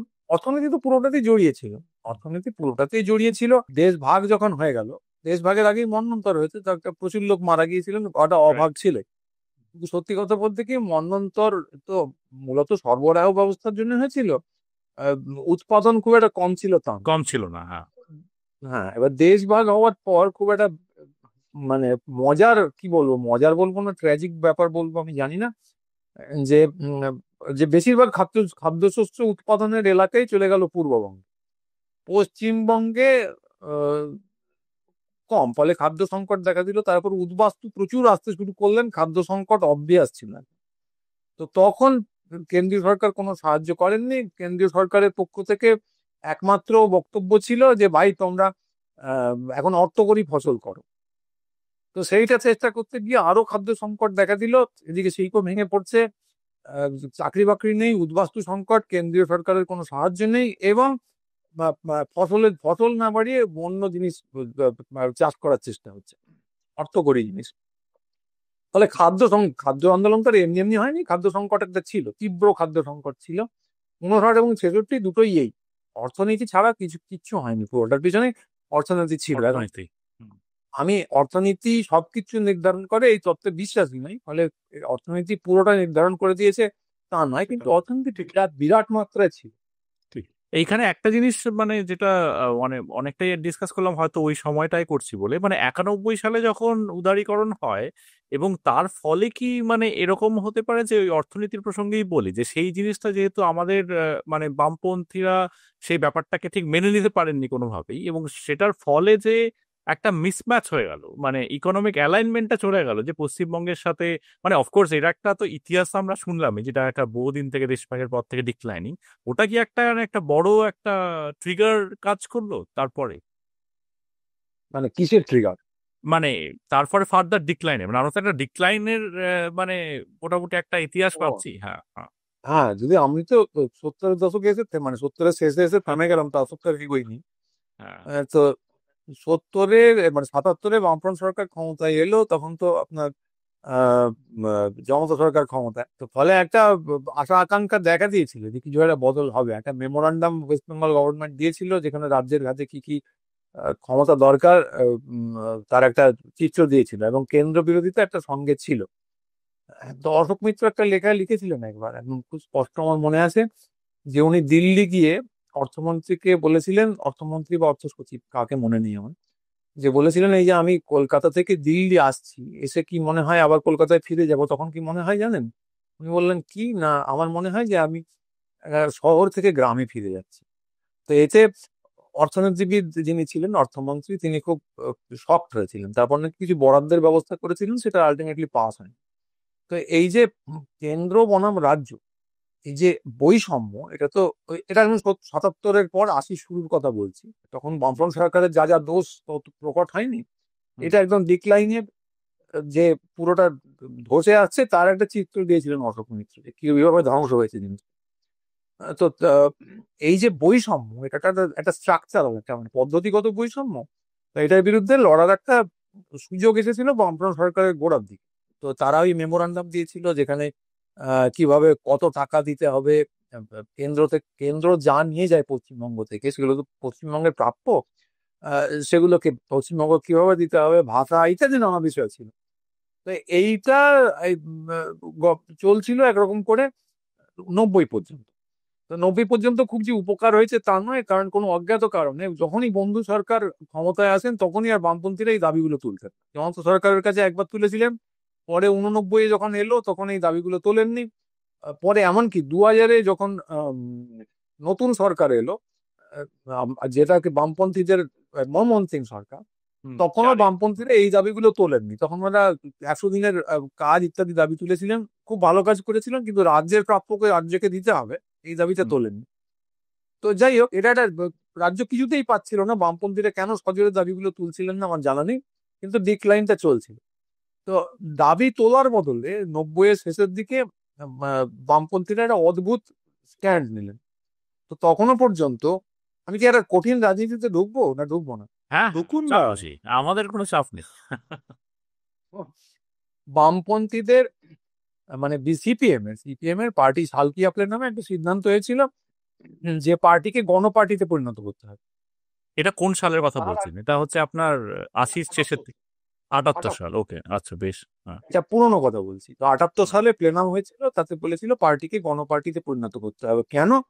না, কারণ তাদের এটা লেখা নেই, কিন্তু তাদের ধারণা ছিল যে সরকার ক্ষমতায় এলেই, বামপন্থী সরকার ক্ষমতায় এলেই কেন্দ্রীয় সরকার কোনোভাবে তাদের ফেলে দেবে, দীর্ঘস্থায়ী সরকার হতে পারবে না। কেরালার উদাহরণ থেকে 66-69-এর যুক্তফ্রন্ট সরকারের অভিজ্ঞতা থেকে তারা সেটা লিখেছে। তো কার্যত দেখা গেল যে সেটা হচ্ছে না। কিন্তু বামফ্রন্ট সরকার চিরস্থায়ী ব্যবস্থার মতো রাজত্ব করতে শুরু করলো 77 থেকে। হুম। 77 থেকে 82 সরকার পড়লো না, 82 সালে আবার জিতলো, সরকার পড়লো না। এইবার বামফ্রন্ট সরকারের বা সিপিএম এর নীতিটা বদল করার দরকার ছিল, যে আমরা কিন্তু জোরালো ভাবে এবার যেহেতু সরকার আছে, নীতিটা পরিবর্তন করে রাজ্য কিছু করতে পারে, এবং আহ, রাজ্যের কি কি প্রাপ্য সেগুলো রাজ্যকে বুঝিয়ে দেওয়া হোক, বন্য সরকারের কাছে এই দাবিগুলো আমরা করব। তো আমার ধারণা ওনারা সেটা খতিয়ে দেখেননি এবং এই দাবিগুলো করেননি। এই করতে করতে আপনার যে বিষয় এলো উদারীকরণ 91 সালের পর। হুম। তো 91 সালের পর নানা রকম ভাঙচুর হয়েছে। 96-97 আবার আমার সালটা ঠিক মনে নেই। সিপিএম খুব একটা মজার জিনিস করলো। মজার জিনিসটা হচ্ছে যে তারা আরেকটা প্লেনাম করলো। প্লেনাম করে তারা ঠিক করলো যে যেহেতু উদারীকরণ হয়ে গেছে, এবার আর রাজ্যের হাতে অধিক ক্ষমতা, এই দাবিগুলো করার দরকার নেই, রাজ্য সরকার অনেক কিছু করতে পারে। এইবার কিন্তু যেহেতু দরজা খুলে গেছে, সবাই পুঁজি ডাকতে পারে, আমিও পুঁজি ডাকবো। ভাবটা এরকম হলো যে পশ্চিমবঙ্গ একটা চীন হয়ে গেছে, এবার চীনের মতো করে সেখানে শিল্প স্থাপন করা যেতে পারে। তো ফলে এই পুরো জার্নিটাতে রাজ্যের হাতে অধিক ক্ষমতা, বেশি টাকা, এই পুরোটাই কিন্তু চূড়ান্ত ভাবে অবহেলিত হয়েছে ওই প্রথম মেমোরান্ডামের পর থেকে। ফলে একটা ডিক্লাইন হয়েছে। এবং তারপরে যেটা হলো যে বুদ্ধদেব বাবুর, এটা সাম্প্রতিক ঘটনা, বুদ্ধদেব বাবুর সরকার এই পার্টির লাইন মেনেই ঠিক করলো যে এবার পুঁজিপতিদের ডেকে আনতে হবে, এবার আমরা শিল্প বিপ্লব করে দেবো। একটা কথা বারবার বলা হতো যে আমরা তো ভূমি সংস্কার করেছি, এখন হাতে বাজার তৈরি হয়ে গেছে, এইবার পুঁজি চাই।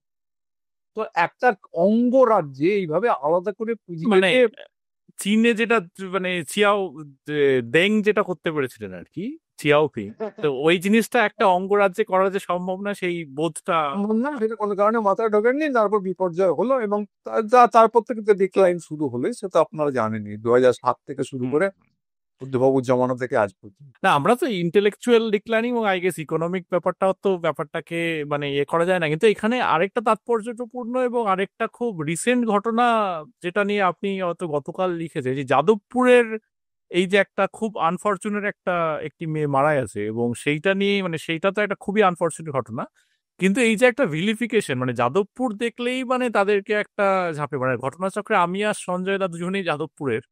তো এই, আমি আমি শিবপুরের, ফলে আপনারা আচ্ছা। আমার জন্মসূত্র।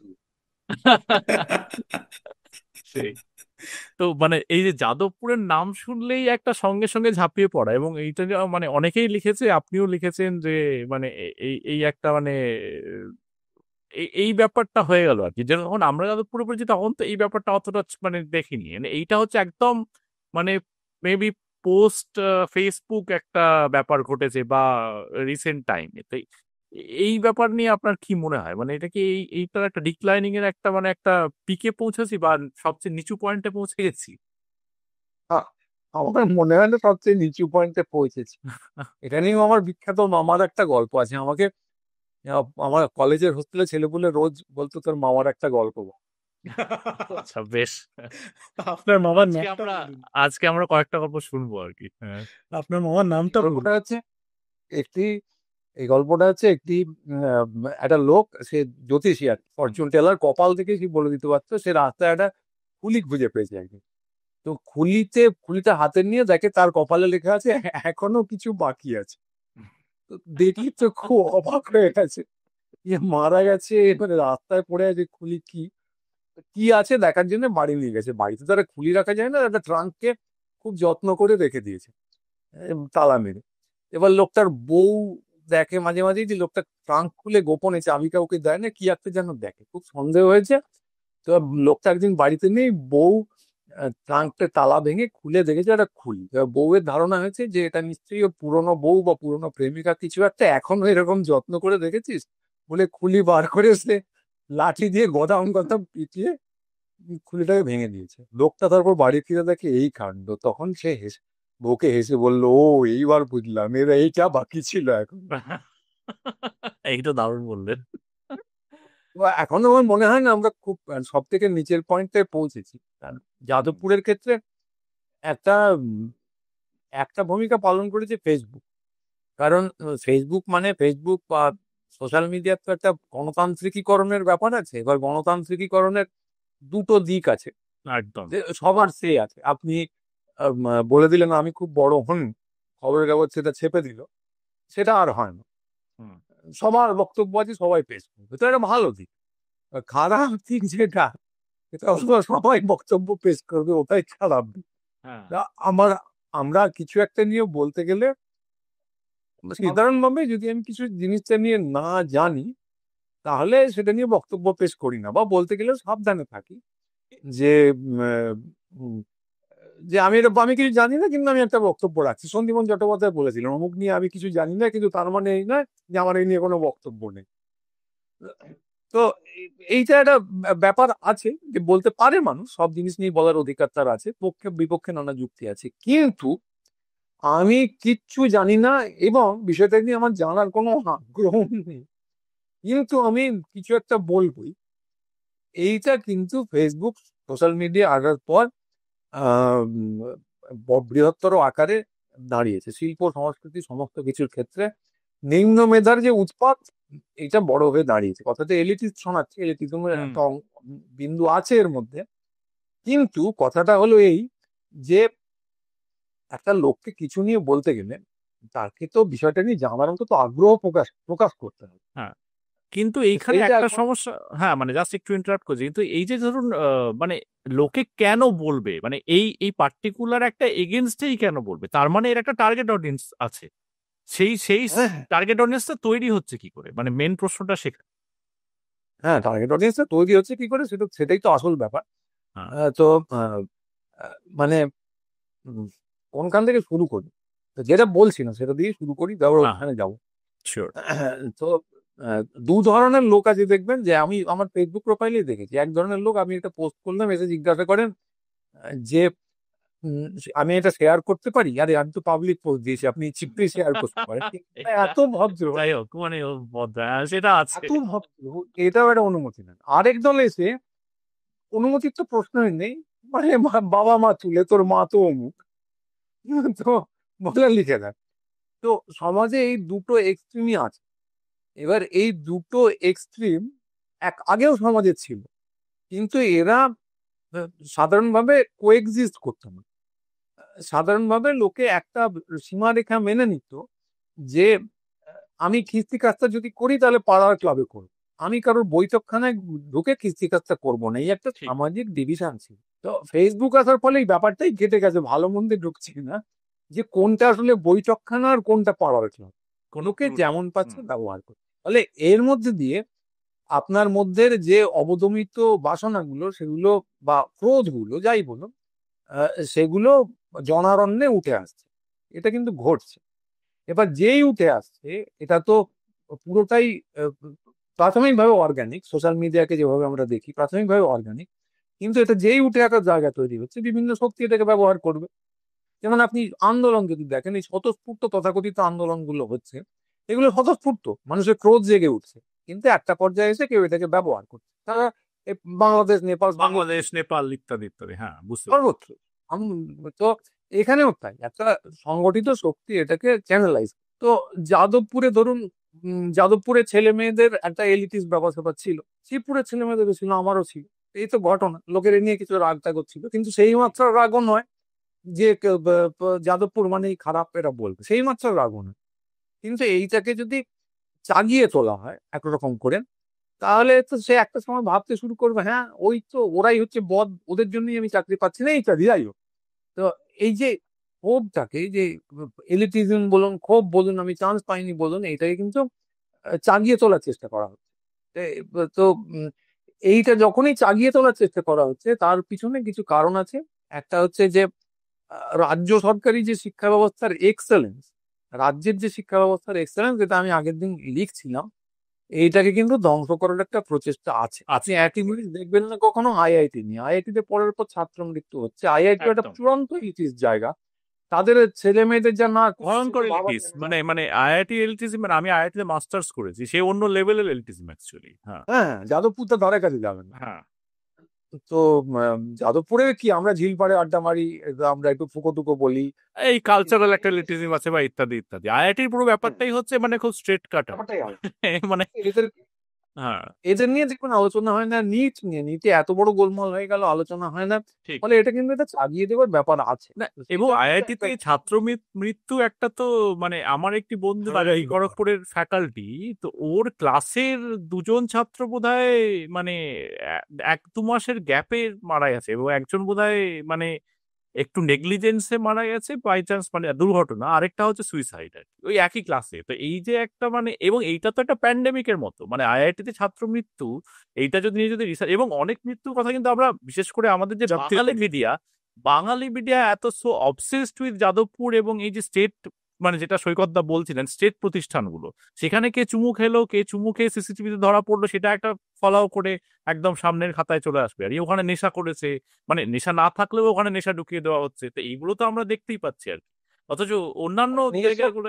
কোন ক্যাম্পাসে করে না, আইআইটিতে করেন? ঠিকই। না না, আমি তো বার্কলেতে পোস্ট ডক করেছি ঘটনা চক্রে 2015 সালে। বার্কলেতে তো দূর থেকে গাঁজার গন্ধ পাওয়া যেত, মানে মোটামুটি ওইখানে গাঁজার গন্ধ পেলে আমি গাড়ির মধ্যে থেকে গন্ধ পেতাম, আমি বুঝতে পারতাম যে বার্কলে ঢুকছি আর কি। এবার তো মানে এ তো মানে খুব হাস্যকর যুক্তি যে মানে একটা পাবলিক ইনস্টিটিউট যেখানে ওই বয়সের ছেলেপুলেরা থাকবে, কিছু ছেলেপুলে নেশা করবেই একবার, সেটা খুব ভালো ব্যাপার, আমি সেটাকে খুব মানে বিরাট গ্লোরিফাই করছি না, কিন্তু এটা ঘটনা, এবং সারা সারা পৃথিবীতেই এটা ঘটে থাকে আর কি। মানে আমি যা আর চীনে যাইনি, আমি চীনের এতে ব্যাপারটা কোনো জানি নেশা না। করারও কিছু নেই। কলেজের ছেলেপুলেরা নেশা ভাঙ করবে না, একটু সেক্স টেক্স করবে না, এর কি মানে? করবে তো করতে এই 100 বার করবে, কারা করবেন বললে আমাদের মতো বুড়োরা। সেই আর কি। না মানে এই ব্যাপারটা যেটা, এই এলিটিজম ব্যাপারটা, সঞ্জয়দা বলো। হ্যাঁ, হ্যাঁ, আমার এই সোশ্যাল মিডিয়ার প্রেক্ষিতে একটা বক্তব্য আছে, সেটা হলো যে মানে সোশ্যাল মিডিয়া খারাপ এটা তো আমরা মানে আমরা তিনজন কেউই বলছি না, কিন্তু আমার সোশ্যাল মিডিয়ার বিষয়ে একটা ওপিনিয়ন হলো যে এটা অনেকটা একটা ভ্যাকসিনের মতো। মানে আমাদের সমাজে যেই ধরনের বৈষম্যগুলো মানে বর্তমান ছিল, তার মধ্যে তো একটা তো ইনফরমেশন ইনইকুয়ালিটি, মানে আমরা কে কতটা জানি বা কে কতটা মানে জ্ঞানের মানে আমাদের আমাদের জ্ঞানের পরিসরগুলো কার কতটা বড়, এই একটা বৈষম্য তো অবশ্যই ছিল, যেটা ইন্টারনেট আসার পর এবং সোশ্যাল মিডিয়ার সেখানে একটা বড় রোল আছে যে ওই জ্ঞানটা যেন আরো বেশি ডেমোক্রেটিক হয় আর কি, কে কতটা জানছে সেটা ডেমোক্রেটিক হয়। এটা একটা নতুন ফেনোমেনন, মানে এটা মানে সমাজে তো এই এই ধরনের একটা কোনো কি বলবো মানে ইনফরমেশন সোর্স এর আগে তো সেইভাবে ছিল না। মানে ধরুন বইপত্র তো লাইব্রেরিতে পাওয়া যেত, মানে কজনের বাড়িতে আর সব ধরনের বই আছে, তাই না? তো সেই মানে এই ধরনের একখানা রিসোর্স আমাদের হাতে পাওয়া, সেইটার তো শুরুতে শরীরে ওই বেশ কিছু রিয়াকশনস হবেই। মানে আমরা সোশ্যাল মিডিয়ার যেসব কুফলগুলো মানে এখন দেখি, সেটা অনেকটা ওই ভ্যাকসিন পাওয়ার পর মানে জ্বর আসার মতো বলে আমার মনে হয়। মানে আমি এই বিষয়ে যথেষ্ট আশাবাদী যে সোশ্যাল মিডিয়া আমাদেরকে over a period of time এমন একটা জায়গায় নিয়ে যাবে, যেখানে বাড়িতে ছোটবেলায় মেয়ে বা ছেলে বড় হওয়ার সময় তাকে বলা হবে যে অন্যের বৈঠকখানায় গিয়ে গালাগালটা দিও না। মানে সেইটা সোশ্যাল মিডিয়ার কি এডুকেশন, করা উচিত, কি করা উচিত নয় আর কি। হ্যাঁ, মিডিয়া লিটারেসি বলতে আমরা যেটা বুঝি সেইটা over a period of time হবে। এটা ভালো। এখন আমাদের ওই হ্যাঁ মানে আমাদের ওই ভ্যাকসিন মানে শরীরে ভ্যাকসিন ঢোকার পর যে জ্বর হয়, এখন সেই হ্যাঁ, জ্বর হওয়ার স্টেজটা চলছে আর কি। হ্যাঁ, এটার অপোজিট আর একটা বলা যায়। আমি জাস্ট একটা কথা, মানে এটার যে ইন্টারপ্রিটেশনটা, মানে সোশ্যাল মিডিয়ার ইন্টারপ্রিটেশনটাও একটু অন্যরকম হওয়া উচিত। মানে সোশ্যাল মিডিয়ায় লোকে এত সিরিয়াসলি ইন্টারপ্রেট করে, সেটারও তো একটা অন্যান্য রকম মানে এফেক্ট আছে, যে সবাই মনে হচ্ছে সবাই আমার চেয়ে বেশি সুখী। মানে মানে সেইটা দেখে আমি ডিপ্রেসড হয়ে যাচ্ছি। পরশ্রী কাতরতা। হ্যাঁ, মানে এইটা এই এই মানুষের এই ধরনের মানে অনুভূতিগুলোকে এত মানে এক্সাজারেট করে দেয় আর কি। হ্যাঁ, সৈকতদা বলুন, কিছু বলছিলেন। ও না না, কিছু বলছিলাম না, আমি একমতই হচ্ছিলাম, খালি বললাম যে ভ্যাকসিনের তাহলে টেম্পোরারি প্রভাব নাও হতে পারে। ওই রবীন্দ্রনাথের দাদা, কোন দাদা ভুলে গেছি, আহ দেশে মোলতোবালির লেখায় পড়েছি আমি, কোন দাদা সেজন্যই মনে নেই। তো তাকে, তার ম্যালেরিয়া হয়েছিল, তাকে কুইনিন দেওয়ার কথা বলা হয়েছিল, কুইনাইন। তিনি বলেছিলেন ম্যালেরিয়া মারবে কুইনাইন, কিন্তু কুইনাইন মারবে কে? তো সেই ঠিক, ও ভ্যাকসিন ঠিক আছে, কিন্তু ঠিক ভ্যাকসিন যদি বেড়ে যায় খুব মুশকিল আর কি। হ্যাঁ, ঠিক ঠিক হুম। সেটা সেটা তো অবশ্যই মানে এইটা ওই ভ্যাকসিনের ধরুন ওই যখন ট্রায়াল স্টেজে থাকে সেই সময় তো বেশ কিছু মানুষ ভ্যাকসিন নিয়ে মারা যান বা যার ফলে তো ভ্যাকসিনের এইগুলোকে মানে কম্পোজিশন গুলোকে চেঞ্জ করা হয়। তো এখন ওই ট্রায়াল স্টেজটা চলছে, সেটা যদি সমাজটাকে মেরেই দেয় তাহলে তো সেটা খারাপই হবে আর কি, মানে সেই নিয়ে কোনো সন্দেহই নেই। কিন্তু মানে আমার মনে হয় যে মানে মানুষ তো যথেষ্ট মানে বুদ্ধিমান একটা স্পিসিস, তো এইরকম এটা বোকামো আমার করে। মনে হয় না, যাই হোক। দেখো দেখো, এটা খুব আমি আমি অনেককে বলেছি, এটা আমি একটা নিজের ক্রিয়েটেড জোক আর কি, যে ভগবান যদি ধরে নিয়ে আছে আর কি, মহান স্রষ্টা বলে কেউ আছে আর কি, তিনি বানালেন ডাইনোসর। তো ডাইনোসর খুব শক্তিশালী প্রাণী দেখে ভালো লাগলো, কিন্তু একটা এক্সপেরিমেন্ট করলেন, একটা অ্যাস্টেরয়েড ছেড়ে দিলেন, ডাইনোসর নিতে পারলো না। বললো না, আমি এমন একটা প্রাণী বানাবো যে বুদ্ধিমান শক্তিমান নয়, তো মানুষ বানালেন। এবার দেখা যাচ্ছে মানুষ অত অব্দি পৌঁছতেই পারলো না আর কি, ডাইনোসররা তো তাও কয়েক মিলিয়ন বছর সার্ভাইভ করেছিল। আমাদের তো ইতিহাস বোধহয় মানে কয়েক 100,000 পেরোয়নি আর কি। মানে ইন জেনারেল বাঙালির ওভারঅল বিভিন্ন ব্যাপার ডিক্লাইন, মানে বাঙালি আন্ডার অ্যাটাক, যে মানে বাঙালি সত্তা আন্ডার অ্যাটাক, এইসব নিয়ে অনেক লেখালেখি করেন। তো খুব বেসিক প্রশ্ন, এইটা আমরা গর্গদাকেও করেছি, এটা আপনাকেও করছি, যে মানে আপনার কাছে বাঙালির সংজ্ঞা কিছু আছে ওরকম ভাবে, কোনো স্পেসিফিক কিছু? না, বাঙালির বাঙালির সংজ্ঞা স্পেসিফিক ওভাবে আমি কিছু ভেবে রাখিনি আর কি। হ্যাঁ। তো মানে একটা জাতিগোষ্ঠীর সংজ্ঞা ওভাবে দেওয়াই যায় না। তো আমি হুম। সাধারণভাবে সংজ্ঞাটা ভাষা দিয়ে দিই। যাদের মাতৃভাষা বাঙালি, সরি, যাদের মাতৃভাষা বাংলা, তারাই বাঙালি। খুব গোদামাপের সংজ্ঞা এটা। এবার এর বাইরে কিছু খাঁচকচ বেরোবে, তো সেগুলোকে আলোচনা করে রিজলভ করতে হবে। এর মানে এটা তো জাতিসত্তা ঠিক কতদূর এই নিয়ে তো ধরুন ইংল্যান্ড থেকে শুরু করে, বিশেষ করে ইংল্যান্ডে হুম। বা ধরুন স্পেনে, এ নিয়ে তো নানা রকম বিতর্ক আছেই, উবে যাবে না। এবারে ভাষার মধ্যে আপনার ডায়ালেক্ট ঢুকছে এবারে, মানে এইটা নিয়েও একটা বিতর্ক, যে কাদের ডায়ালেক্ট আমরা বুঝতে পারছি বা কাদেরটা বুঝতে পারছি না। সে এবার কোন ডায়ালেক্টটাকে আপনার, মানে আমাদের যে কলকাতার সংলগ্ন এলাকার ডায়ালেক্ট, সেটাকেই কেন হায়ারার্কিতে রাখা হবে, সেগুলো আলাদা আলাদা প্রশ্ন আছে আর কি। না, প্রথমত এটা কলকাতার ডায়ালেক্ট নয়। আমি বা আপনি যে ভাষায় কথা বলছি এটা তো নদিয়ার। কলকাতার বেসিক্যালি। ভাষা হচ্ছে, কলকাতা হচ্ছে ওই কিরে বারুনটায় ডেঙে যাচ্ছিস কেন, যা করছিস, এইটা হচ্ছে কলকাতার ভাষা। ওই উত্তর কলকাতা উত্তর কলকাতা, যেটা যেটা উত্তর কলকাতার একদম মানে ওই ওই অঞ্চলের হ্যাঁ, ভাষা আমি যেটাকে বলে, হ্যাঁ। আমাদের ভাবতে অবাক লাগে যে খুব সম্ভবত, আমি নিশ্চিত নই, তবে যা রেফারেন্স পড়েছি, রবীন্দ্রনাথ এই দিয়েই কথা বলতেন। হ্যাঁ, ট্রু। হ্যাঁ। রবীন্দ্র ভক্তরা নিয়ে মারবেন, আহ, কিন্তু খুব সম্ভবত উনি নবীন এ ভাষায় কথা বলতেন না। তো যাই হোক, হায়ারার্কি রাখার কোনো জায়গা আছে বলে আমি মনে করি না, কারণ উচ্চারণের পার্থক্য থাকবে। কিন্তু বাংলা ভাষার যে ডায়ালেক্ট গুলো যেগুলো আছে আমরা বলি, একদম সিলেটি বা চাটগাইয়া বাদ দিলে, তো এইগুলোতে আহ, মূলত তফাৎটা কি, ক্রিয়াপদের আর সর্বনামে। তা বাদে আমাদের বুঝতে কিছু অসুবিধা হয় না। হ্যাঁ, তো এর ফলে এগুলোকে বাংলা ভাষা হিসেবে ধরতে আমার কোনো অসুবিধা নেই। এবং কারণ কোনো আর কথা নয় ক্রিয়াপদ, অ্যাকচুয়ালি, হ্যাঁ। কোনো ক্রিয়াপদ কোনোটার থেকে বেশি ভালো আমি মনে করি না। এবং সোশ্যাল মিডিয়ার নানা অপগুণের মধ্যে আরেকটা গুণ আছে, যে নানা ডায়লগকে খুব গ্লোরিফাই করে এরা চালিয়ে যাচ্ছে। বিভিন্ন ব্লগাররা ঠাট্টা কি করে, একটি মেয়েকে দেখি পশ্চিমবঙ্গের নাম বলে গেছে, সে নিয়মিত ভাবে বাংলাদেশের কোন একটা জায়গার মানে একটা মিক্সড অ্যাকসেন্টে ক্রিয়াপদ গুলোকে নিয়ে কথা বলে। সেটা প্রচুর প্রচার প্রসার হয়। এটা একটা ভালো দিক। হুম। কিন্তু ওই আবার বললাম, চাটগাঁইয়া বা সিলেটি এরা যে কোনোদিন বলতেই পারে যে আমরা বাংলা নই। তো আমি ওরই ঠিক আছে, একটা বিতর্ক নাই আছে, বলবো। আই গেস, হ্যাঁ, হ্যাঁ। না কিন্তু ধরুন মানে আমি যদি বলি যে আমি বাঙালি নই, সেটা তো একরকম। আর একদল বাঙালি যদি বলে যে ওরা বাঙালি নয়, সেটা তো একটা অন্য ইস্যু, তাই না? মানে যেমন ধরুন মানে কি বলে, ওই আমার ভান্ডারে বিবিধ রতন, তা সবে অবোধ আমি অবহেলা করি, এই ধরনের তো বেশ কিছু বাঙালি আছে, মানে যারা ধরুন বাংলাটাকে যথেষ্ট না না, হ্যাটা করেন। উনি তো অবহেলা করাটা রিয়েলাইজ করতে পেরেছেন, কিন্তু ওটা মানে ওটা না না বলেনি আমি এখনো।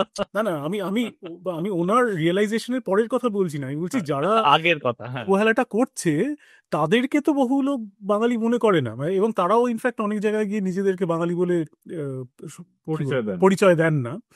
এবার তাদেরকে কি বাঙালি মনে করবো, এইটা হলো একটা প্রশ্ন, এবং এটা হয়তো একটা সহজ প্রশ্ন। উল্টোটা হলো যে ধরুন মানে যারা নিজেদেরকে বাঙালি বলে দাবি করছে, অথচ বিভিন্ন কারণে তাদেরকে এক্সক্লুড করে দেওয়া হচ্ছে।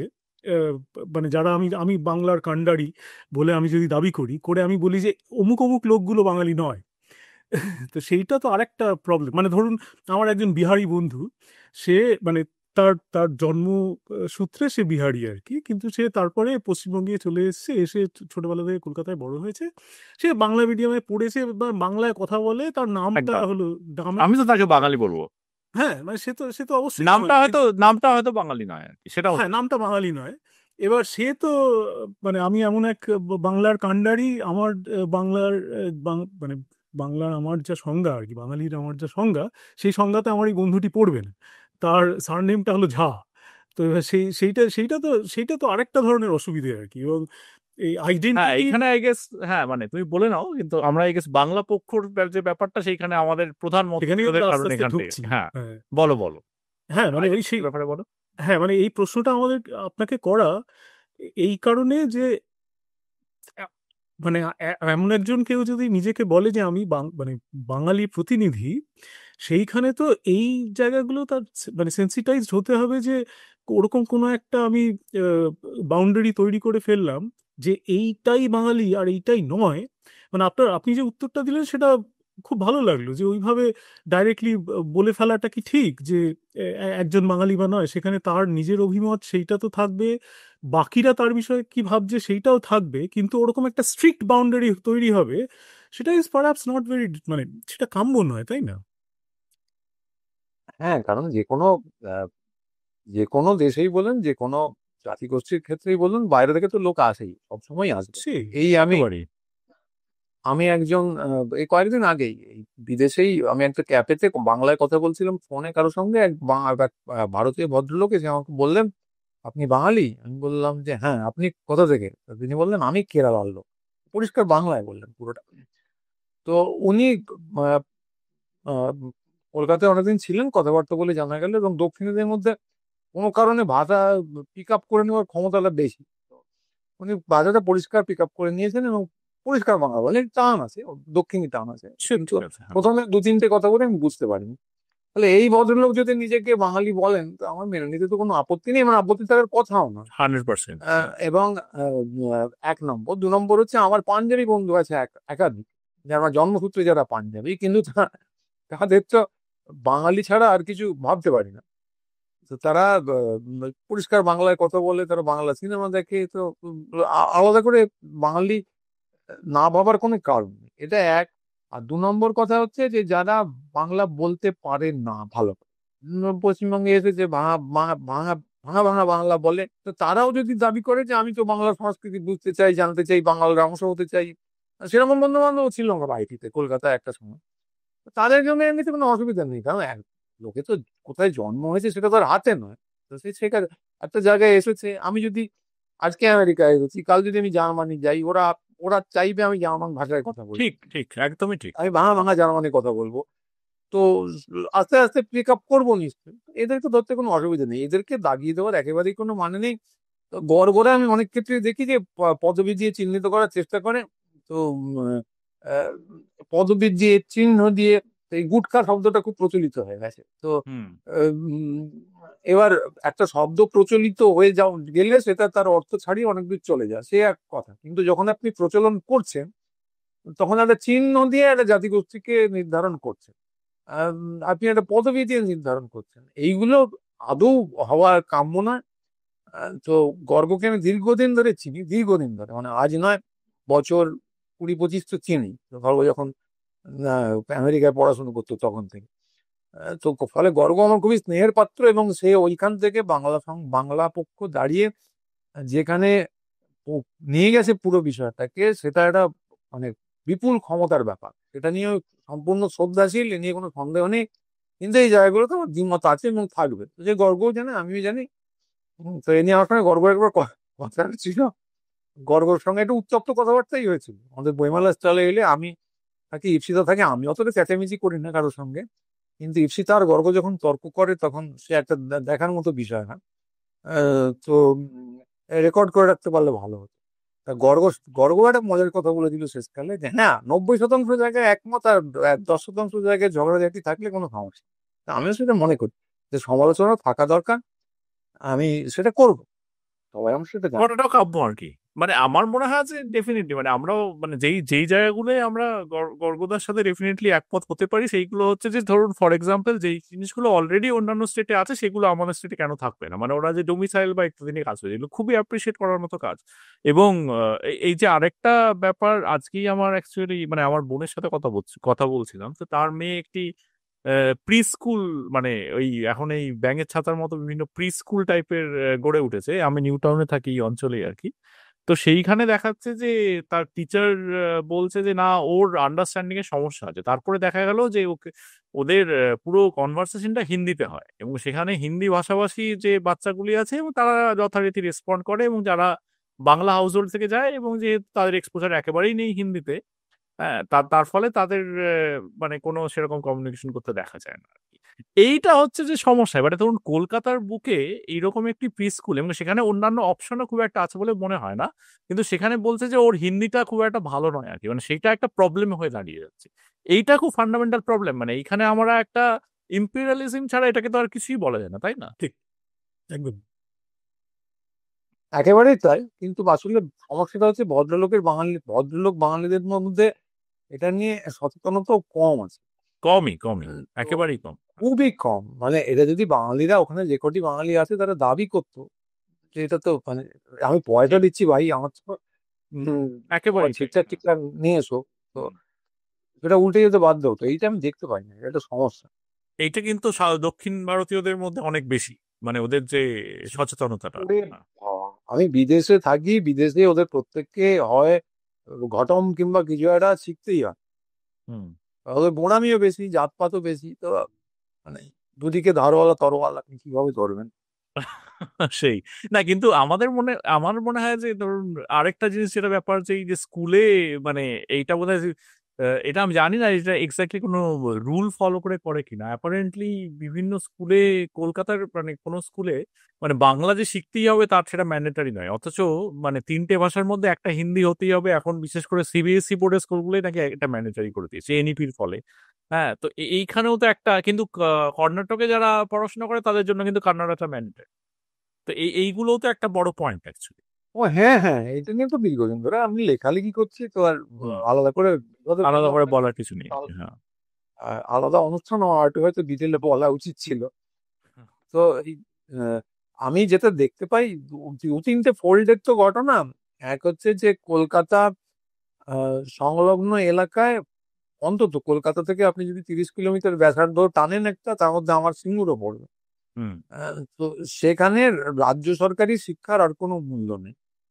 এক, তো সিবিএসই কি শিক্ষা দেয় আমি জানি না ওই ছোট ছোট স্কুলগুলোতে, কিন্তু তার প্রচন্ড মূল্য, কারণ তারা দাবি করে তারা হচ্ছে ইংরেজি মাধ্যম। এবার তাদের শিক্ষকদেরও আমি চিনি, তারা কিরকম ইংরেজি শেখান ঈশ্বরই জানেন, কিন্তু এগুলোর প্রচন্ড মূল্য। তো এই স্ট্যাটাস সিম্বলটা আস্তে আস্তে তৈরি করা হয়েছে। এক, দুই হচ্ছে যে উম, রাজ্য সরকারের পক্ষ থেকে কোনো উদ্যোগ নেই যে বাংলাকে বাধ্যতামূলক করতে হবে সমস্ত স্কুলে। এটা ইচ্ছে করলেই করতে পারে ওরা। এটা খুব ইজি না মানে। তো হ্যাঁ হ্যাঁ। শিক্ষা তো যৌথ তালিকার মধ্যে আছে, ইচ্ছে করলেই করা যায়। এটা হচ্ছে দুই। আর তিন হচ্ছে যে সরকারি চাকরিতে যদি বাংলা বাধ্যতামূলক না করে, তো শুধু বাংলা বলছি না, আপনি যদি নেপালি বা সাঁওতালি কেউ ধরেন, এর মধ্যে কোনো একটা পড়তেই হবে বা লিখতেই হবে বাধ্যতামূলক করেন, তাহলে আপসে কিছু ছেলে মেয়ে বাংলা শিখবে, তাদের দাবিটাও তৈরি হবে। তো এইটাও কোথাও দেখতে পাওয়া যায় না। ফলে উপর থেকে নিচ পর্যন্ত কিরকম একটা ষড়যন্ত্রের মতো লাগে, কনস্পিরেসি থিওরিতে যাওয়া ঠিক না, যে বাংলা এবং বাংলা ভাষা এবং বাংলা ভাষার শিক্ষা এই দুটোকেই আমরা তুলে দেওয়ার চেষ্টা হচ্ছে। তো উম, এইটা কেন হচ্ছে আমি বলতে পারবো না, কিন্তু প্রক্রিয়াটা ওই দিকেই যাচ্ছে। হতে পারে যে নতুন যে এডুকেশন পলিসি হয়েছে শিক্ষা, সেটা গোপনে হয়তো কোনো আন্ডারস্ট্যান্ডিং হয়েছে রাজ্য কেন্দ্রের মধ্যে যে আমরা সব মেনে চলবো ইত্যাদি। কোথাও একটা জায়গায় কিছু একটা হয়েছে, সেটা হ্যাঁ কোথায় সেটা হয়েছে তো বলতে পারবো হয়েইছে, কেননা না। মানে আমাদের সরকারি কলেজগুলোতেই তো এখন মানে এনইপি অনেকদিন থেকেই তলায় তলায়, মানে এখন তো মোটামুটি ফলো করা হয় আর কি। এমনকি এই যে শান্তা দত্ত খুব হইচই করলেন ন্যায়ের পক্ষে, সেই ছেলেটি খুব ক্ষোভ নিয়ে আমাকে বলছিলেন যে উনি তো এই একটা স্বশাসিত সংস্থা, উনি তো এই এনইপি নিয়ে কিছু একটা কথাও বলেন। হুম হুম। তো উনি যা যা করেছেন, পরীক্ষা আটকে দিয়েছেন, সে পরীক্ষা আটকে দেননি, উল্টোটা করেছেন। তো পরীক্ষা চালিয়েছেন, বন্ধ করেননি কিছু, বেশ করেছেন, কিন্তু তার সঙ্গে এনইপি নিয়েও কিছু বলার দরকার ছিল আমার মনে বলার হয়। এইটা দরকার ছিল। পুরোটা একটা চক্রের মতো চলছে আমার মনে হয় কোনো কারণে। চক্রটা কোথায় আমি জানি না। এই একটা ব্যাপার যেটা আমরা আগের দিন বাংলাদেশের একটা এপিসোডে আমরা আলোচনা করছিলাম, যে এর একটা ইকোনমিক মোটিভ হতে পারে যে একটা কমন বাজার, মানে ধরুন একটা যে অ্যাডভার্টাইজমেন্ট আমাদের ছোটবেলায় হয়তো সেটাকে কোনো ভেঙে চুরে বাংলা বলে সেটাকে একটা মানে বাংলায় ডাবিং করা হতো, এখন কিন্তু অ্যাডভার্টাইজমেন্ট হিন্দিতেই চালিয়ে দেওয়া হয় সব সমস্ত মাধ্যম।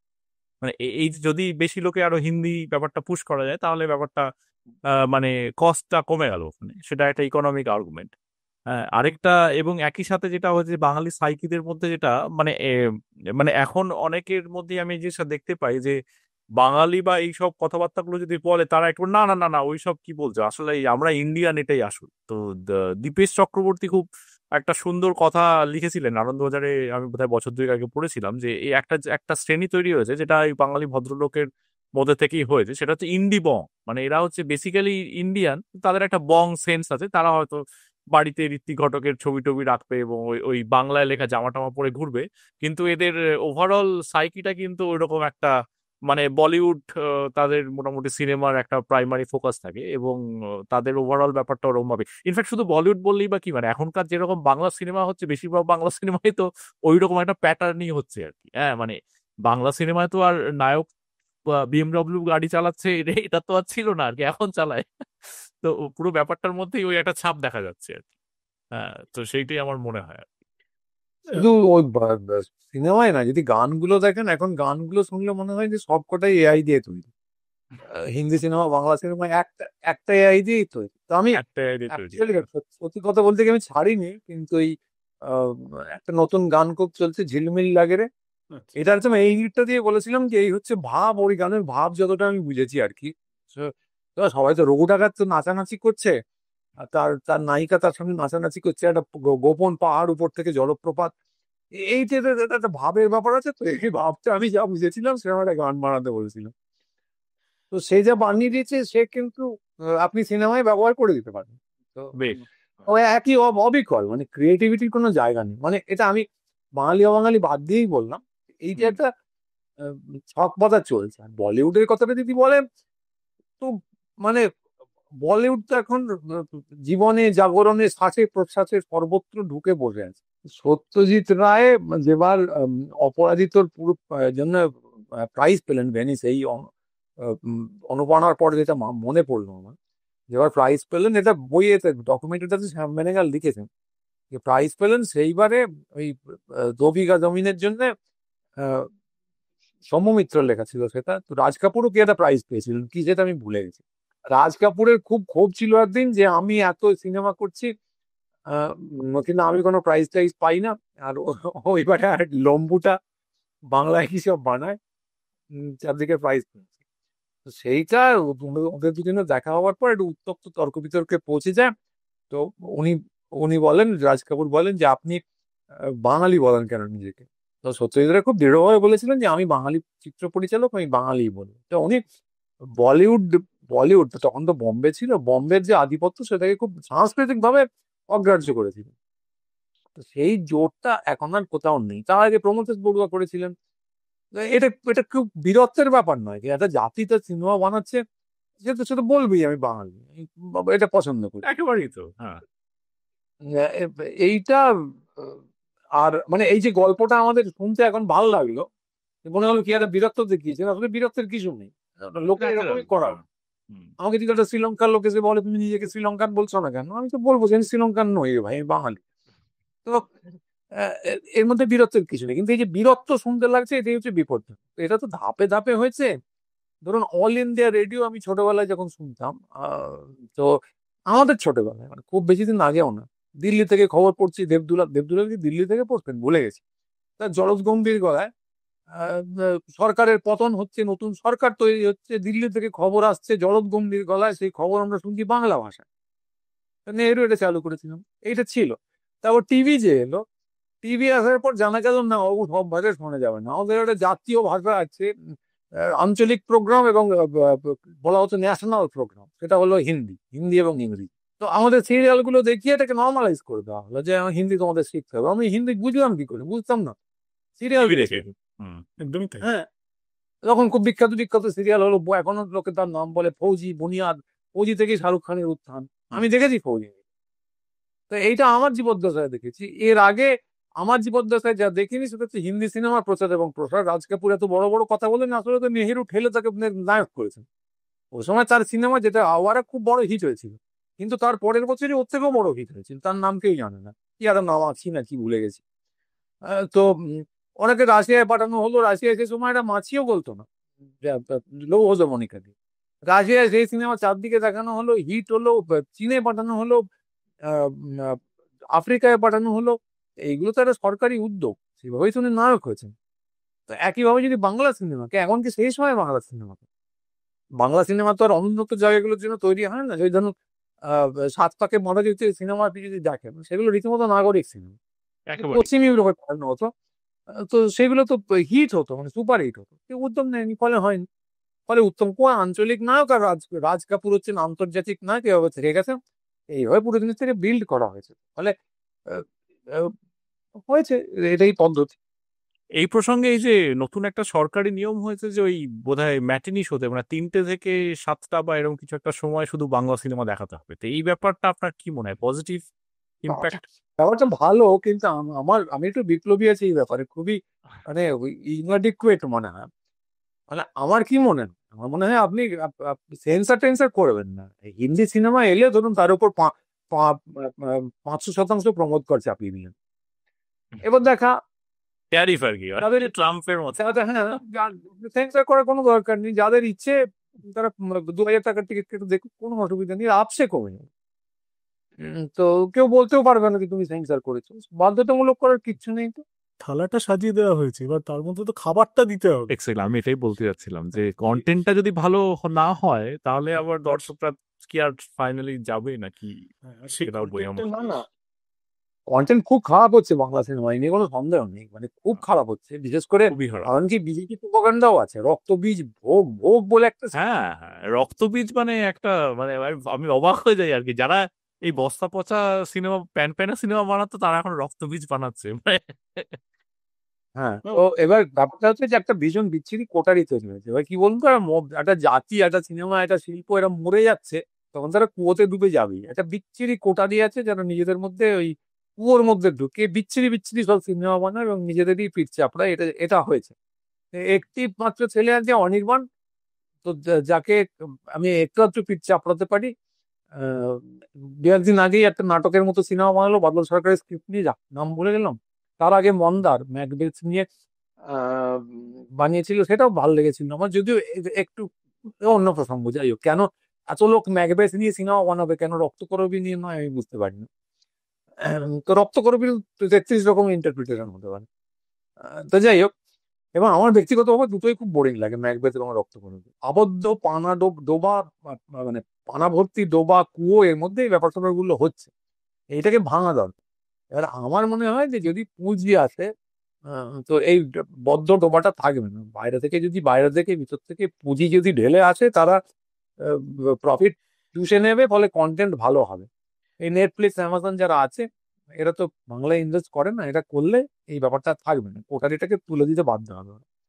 তো সেইটার জন্যই এবার হিন্দি সিনেমার বদলে বাঙালিকে বাংলা দেখাতে শুরু করা উচিত, যাতে চক্রাকার ব্যাপার, তো যাতে পুঁজিতে আসে, পুঁজিতে গেলে কোটারিটা ভাঙে, নতুন শিল্পীরা উঠে আসে, যারা বাংলা থেকে গিয়ে বোম্বেতে সিনেমা করছে তারা ওখানে না করে এখানে করে। ফিরে আসে। বাঙালির হাতে কি একদম পুঁজি নেই?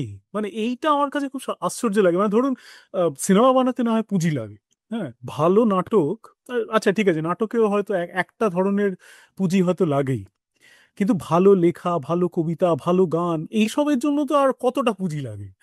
মানে সেইগুলো কোথায় হচ্ছে, বুঝতে পারছেন? মানে শুধু পুঁজিকে বিপজ্জনক জায়গায় ঢুকিয়ে দিচ্ছেন, যারা তো হিন্দি নিয়ে গালাগাল দেওয়াটা খুব নিরাপদ। এবারে বাংলায় তো অর্ধেক লোককে চিনি, কার নামে গালাগাল দিই বলুন তো। যাই হোক, না, না, না, সেক্ষেত্রে তাহলে আমার একটা বক্তব্য আছে, সেটা হলো যে এই যে ধরুন না, আমরা দেবো, কোনো সমস্যা নেই, বলুন, প্রশ্ন করুন। আরে আমি আমি আমার না আমাদের বক্তব্যে চ্যানেল তো ফ্রি স্পিচ কমপ্লিট। হ্যাঁ হ্যাঁ ও আমরা যা ইচ্ছে বলি আর কি, সেই কারণে কম লোক দেখে। কোটা এসে যায় না, যাই হোক।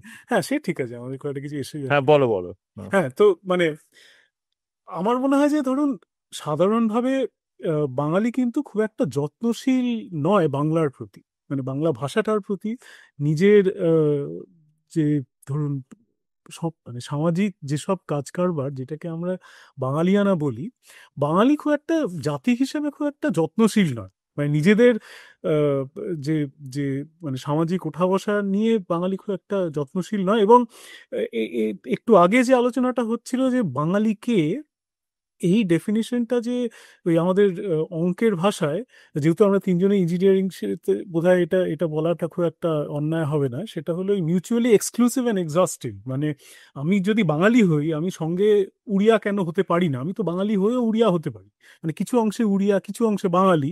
মানে আমি আমি বাঙালি হলে আর অন্য কিছু হতে পারবো না, আমি একটু ফ্রেঞ্চ ভাষা ইচ্ছা হলে শিখতে পারবো না, এটা তো নয়। কিন্তু সেইটা অনেক ক্ষেত্রেই দেখা যায় যে সেইটা করতে গিয়ে ওই তাসবে অবোধ আমি অবহেলা করিটাই বেশিরভাগ ক্ষেত্রে হয়তো হয়ে দাঁড়ায়। এবং বেশিরভাগ বাঙালি যে কারণে খুব একটা নিজের ভাষাটার প্রতি বা নিজের যে মানে সামাজিক কি বলবো, মানে যেসব সামাজিক আহ, আঙ্গিকগুলো আছে একজন বাঙালির, যেসব মানে একটা বাঙালি বলতে ঠিক যেই যেই বিষয়গুলো হয়তো একটা বাঙালিকে চিহ্নিত করে বা পরিচিত করে, সেই জায়গাগুলো আস্তে আস্তে বাঙালির বাকিগুলোর সাথে মিশে গেছে, মানে জলে নুন মেশার মতো করে মিশে গেছে।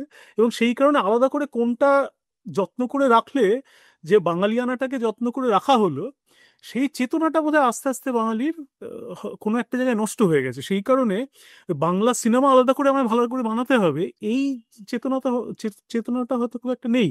আমাকে একটা ভালো সিনেমা বানাতে হবে, সেটা বাংলায় হলে বাংলায়, সেটা হিন্দিতে হলে হিন্দিতে, সেটা আমেরিকায় গিয়ে মানে ইংলিশে হলে ইংলিশে, তাতে আপত্তিটা কোথায়? এইটাই একটু আগে প্রত্যয় বোধহয় বলার চেষ্টা করছিল যে মানে বাঙালি যেখানে যেখানে যাচ্ছে সেইখানকার মতো হচ্ছে। যেই ধরুন পুঁজির যেই অ্যাপ্লিকেশনে চলে গেল, বাঙালি সেইখানে গিয়ে পুঁজির সেই অ্যাপ্লিকেশনটায় খুব মনোযোগ দিয়ে করলো, সেটা হয়তো ফেসবুকে গিয়ে করলো, সেটা হয়তো মানে কি বলে রোলস রয়েসে গিয়ে করলো, মানে যে কোনো হ্যাঁ, একটা কোম্পানির দিকে চাকরি করছে, নিজের কাজটা খুব ভালো করে করছে, মানে সেখানে তার এবারে বাঙালিত্বটাকে ধরে রাখার খুব প্রয়োজন হয়তো বাঙালি বোধ করে না। না এইবারে এইখানে একটা ব্যাপার আছে, right? তুমি তো মোস্টলি ইউকে তে থাকো, সৈকত আমেরিকায় থাকে না, আমিও প্রায় বছর 8 আমেরিকায় কাটিয়ে এসেছি, তো এইখানে আমি এনারাই বাঙালি নিয়ে আমার হ্যাঁ হ্যাঁ, একটা না না, গভীর সেটা তো একটা মানে অবজারভেশন আছে, আই গেস সবারই আছে। মানে এই যে একটা মানে মিডিয়ান এনআরআই বাঙালি এবং ধরুন মানে এনএবিসি টাইপের ক্রাউড আর কি, বুঝতেই পারছেন আর কি, মানে এদের কিন্তু ওই ব্যাপারটা একটা ওই ওই একটা পার্টিকুলার ওই ওই তাকে রাখার মতো ব্যাপার হয়ে গেছে আর কি, যে বাঙালিয়ানাটাকে আমি তাকে রাখলাম। মানে ইনফ্যাক্ট আমি লিটারালি আমি এরকম একজন বাঙালি ভদ্রলোকের বাড়িতে গিয়ে দেখেছি বাংলায় অনেকগুলো সুন্দর বই সাজানো আছে, যে চকচকে বই। তারপরে বুঝলাম যে ওদের বাড়িতে মানে ওনারা বাংলা পড়তে পারেন, তো ছেলেরা বাংলা পড়তে পারে না। তো ওনারা বললেন যে না না এগুলো মানে এই রেখে সাজিয়ে সাজিয়ে রাখা আর কি ব্যাপারটা। তো ওই যে তুমি যত্ন করে রাখারটা ব্যাপারটা বলছো না, ওইটা হয়ে গেলে কিন্তু খুব মুশকিল আর কি। মানে ওই যত্নটা ওই ওই তাকেই থেকে যাবে আর না। কি। আমি আমি আমি যত্নটা মানে দেখানোর জন্য বলছি না, মানে আমার পরিধানের যত্নের কথা আমি বলছি না, আমি বলছি যে ভেতরে মানে অন্তঃস্থ করে যত্ন চেতনার করে রাখা। চেতনার যত্ন। হ্যাঁ চেতনার যত্ন। যাই হোক সৈকত হ্যাঁ আর মানে কি বললে হ্যাঁ বলুন আর কি। সৈকত আমার বলুন, আমরাই তো বকে মানে চলেছি। ও না না, আমি মূলত একমত যে ব্যাপারটা হচ্ছে বাঙালি তো দুটো দিক আছে। একটা হচ্ছে যে ধরুন যে কোনো জিনিস আমি পছন্দ করে থাকি সারা পৃথিবীর। তো আগে আমি ছোটবেলায় দেখতাম যে সবাই খুব ধোসা খেতে ভালোবাসছে, তো এখন দেখি সবাই খুব বিরিয়ানি খেতে ভালোবাসছে। তো এর মধ্যে দোষের কিছু নেই। এইবারে এই করতে করতে যে আমি ধোসাটা খাবো বা বিরিয়ানি খাবো, কিন্তু আমার যে ছোটবেলার পুঁই শাকের চচ্চড়ি ছিল সেটা আর খেলামই না, ওই জিনিসটা হারিয়ে গেল। এই জায়গায় চলে গেলে বিপদ আছে। আমি খুব লঘু করে বললাম, কিন্তু হুম, আহ, ব্যাপারটা আসলে তাই। আমি সমস্ত জায়গার ঐতিহ্য নেব এবং নিজেকে বিশ্বমানব বলে দাবি করবো, এতে দোষের কিছু নেই। কিন্তু আপনি কোনো ফরাসিকে কখনো দেখেছেন যে সে ইংরেজি শিখেছে বা ধরুন স্প্যানিশ শিখেছে, কিন্তু তারপরে সে এই ফরাসি কুইজিন নিয়ে একটা উচ্ছ্বসিত ভাব প্রকাশ করে না? এরকম কখনো দেখবেন না। তো বাঙালিকে আমি কখনো তার ভাষা নিয়ে উচ্ছ্বসিত ভাব প্রকাশ করতে দেখিনি। সে কি নিয়ে দেখায়? উর্দুকে নিয়ে দেখায়। তো উর্দু ভাষা নিশ্চয়ই খুব ভালো, আমি যদিও বুঝি না, আমার শুনতে ভালো টালোই লাগে। তো কত ভালো বলতে পারবো না, নিশ্চয়ই ভালো। কিন্তু বাঙালি কখনো গদগদ হয় না তার আহ, নিজের ভাষার মিষ্টত্ব। সে উর্দু কি ভালো এ নিয়ে লাফালাফি করে, উর্দু শায়ের কি ভালো এ নিয়ে লাফালাফি করে। তো এইটা একটা ট্র্যাজেডি। মানে একবার যে তাকে সাজানোর মতো বলে না তা নয়, বাঙালি কিন্তু, বাংলা কিন্তু পৃথিবীর সবচেয়ে মিষ্ট ভাষা, কিন্তু কোথায় রে ভাই? যে, যদি কিছু এক্সপ্রেস করতে চাস বাঙালি বুদ্ধিজীবী, তখনই সেটাকে উর্দুতে প্রকাশ করতে হয়। তো এরও দুটো দিক আছে। একই রকম ভাবে একটা ভাষায় প্রকাশ করতে করতে মনে হয় একটা অন্য কিছু করি। তো সেইটা করলে একটা অন্য ভাষা থেকে একটা শব্দ নিয়ে এলে ভালো লাগে। যেমন আপনি একটা যেমন খেলের সঙ্গে গেলে অন্ত মিল দিয়েই যাচ্ছেন একটা ভাষায়, ঠিক আছে? তো এইটা দিতে দিতে আপনার মনে হলো একটা, আপনি আর একটা চমৎকার অন্ত মিল দিলেন, তো খেলের সঙ্গে কোকিলের মিল দিলেন। তো তাতেও কিছু হচ্ছে না। তখন খেলে খেলেটাকে খেলা করে দিলেন, তারপর তার সঙ্গে চাকিলার মিল দিলেন। তো এভাবে আপনি চাকিলাটাকে শব্দে ঢোকালেন। ভালো কথা, এটা খুবই চমৎকার জিনিস, কিন্তু এই করতে করতে আপনি যদি সীমানাটা টপকে যান, তাহলে খুব মুশকিল। আমরা আমাদের ক্ষেত্রে আমাদের বুদ্ধিজীবী, অন্য লোকের কথা বলছি না, বা অন্যটাকেই বেশি আপন করে নেবার কথা ভাবেন, নিজের গড়টাকে আগলে রাখার কথা। মানে ডাইরেক্টলি বলছি, আপনি কি তৃণমূলের সমর্থক? মানে এটা শোনা যায় সৈকত বন্দ্যোপাধ্যায় তো তৃণমূলই আর কি, মানে এটা খুব শোনা হ্যাঁ, যায় আর কি। এ হ্যাঁ। তো বলে লোকজন। না, আমি তৃণমূলের সমর্থক নই, খামোকা তৃণমূল, তৃণমূলের লোকের সব থেকে ভালো জানে সেটা। একেবারেই তৃণমূলের সমর্থক নই। তৃণমূলের দু চারজন লোককে আমি চিনি। তো সে সবাই জানে চিনি, সেরকম সিপিএম এর লোকজনকেও চিনি। এবার এইটাও একটা খুব কেয়ারফুলি ক্রাফটেড ব্যাপার হয়েছে, খুবই ক্রাফটেড। তো 2021 সালে আমি খুব, তার আগে পর্যন্ত কেউ বলতো না।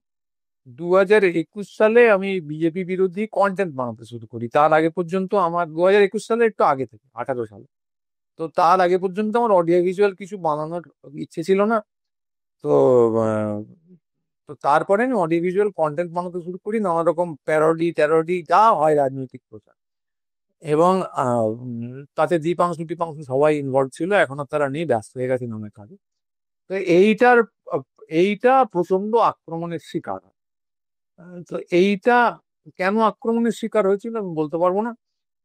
কিন্তু মূলত বামপন্থীদের তরফ থেকে বলা হতে শুরু করে, যে তখন তারা বলছিল যে ওই নো ভোট টু বিজেপি বলে একটা ক্যাম্পেইন হচ্ছিল, আমাকে তার সঙ্গে জুড়ে দেওয়া হয়।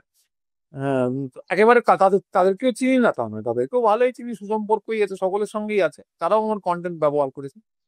তো বলা হয় ওইটা আসলে তৃণমূলের ব্যাপার, এবং আমাকে জুড়ে দেওয়া হয় তৃণমূলের পক্ষে। তো এরপর থেকে আমি খুব কনসিস্টেন্টলি যে স্ট্যান্ডটা দেখে গেছি খুব পরিষ্কার করে, যে তৃণমূল সরকারকে সমালোচনা করতেই হবে, কিন্তু যে সমালোচনাগুলো মূলত কেন্দ্রীয় সরকারের চক্রান্ত বলে আমার মনে হয়, আধিপত্য বিস্তারের কাজ বলে মনে হয়, সেগুলো বাংলাকে ডিনাউন্স করছে, তৃণমূলকে নয়। তো সেগুলোর বিরুদ্ধে আমি থাকবো।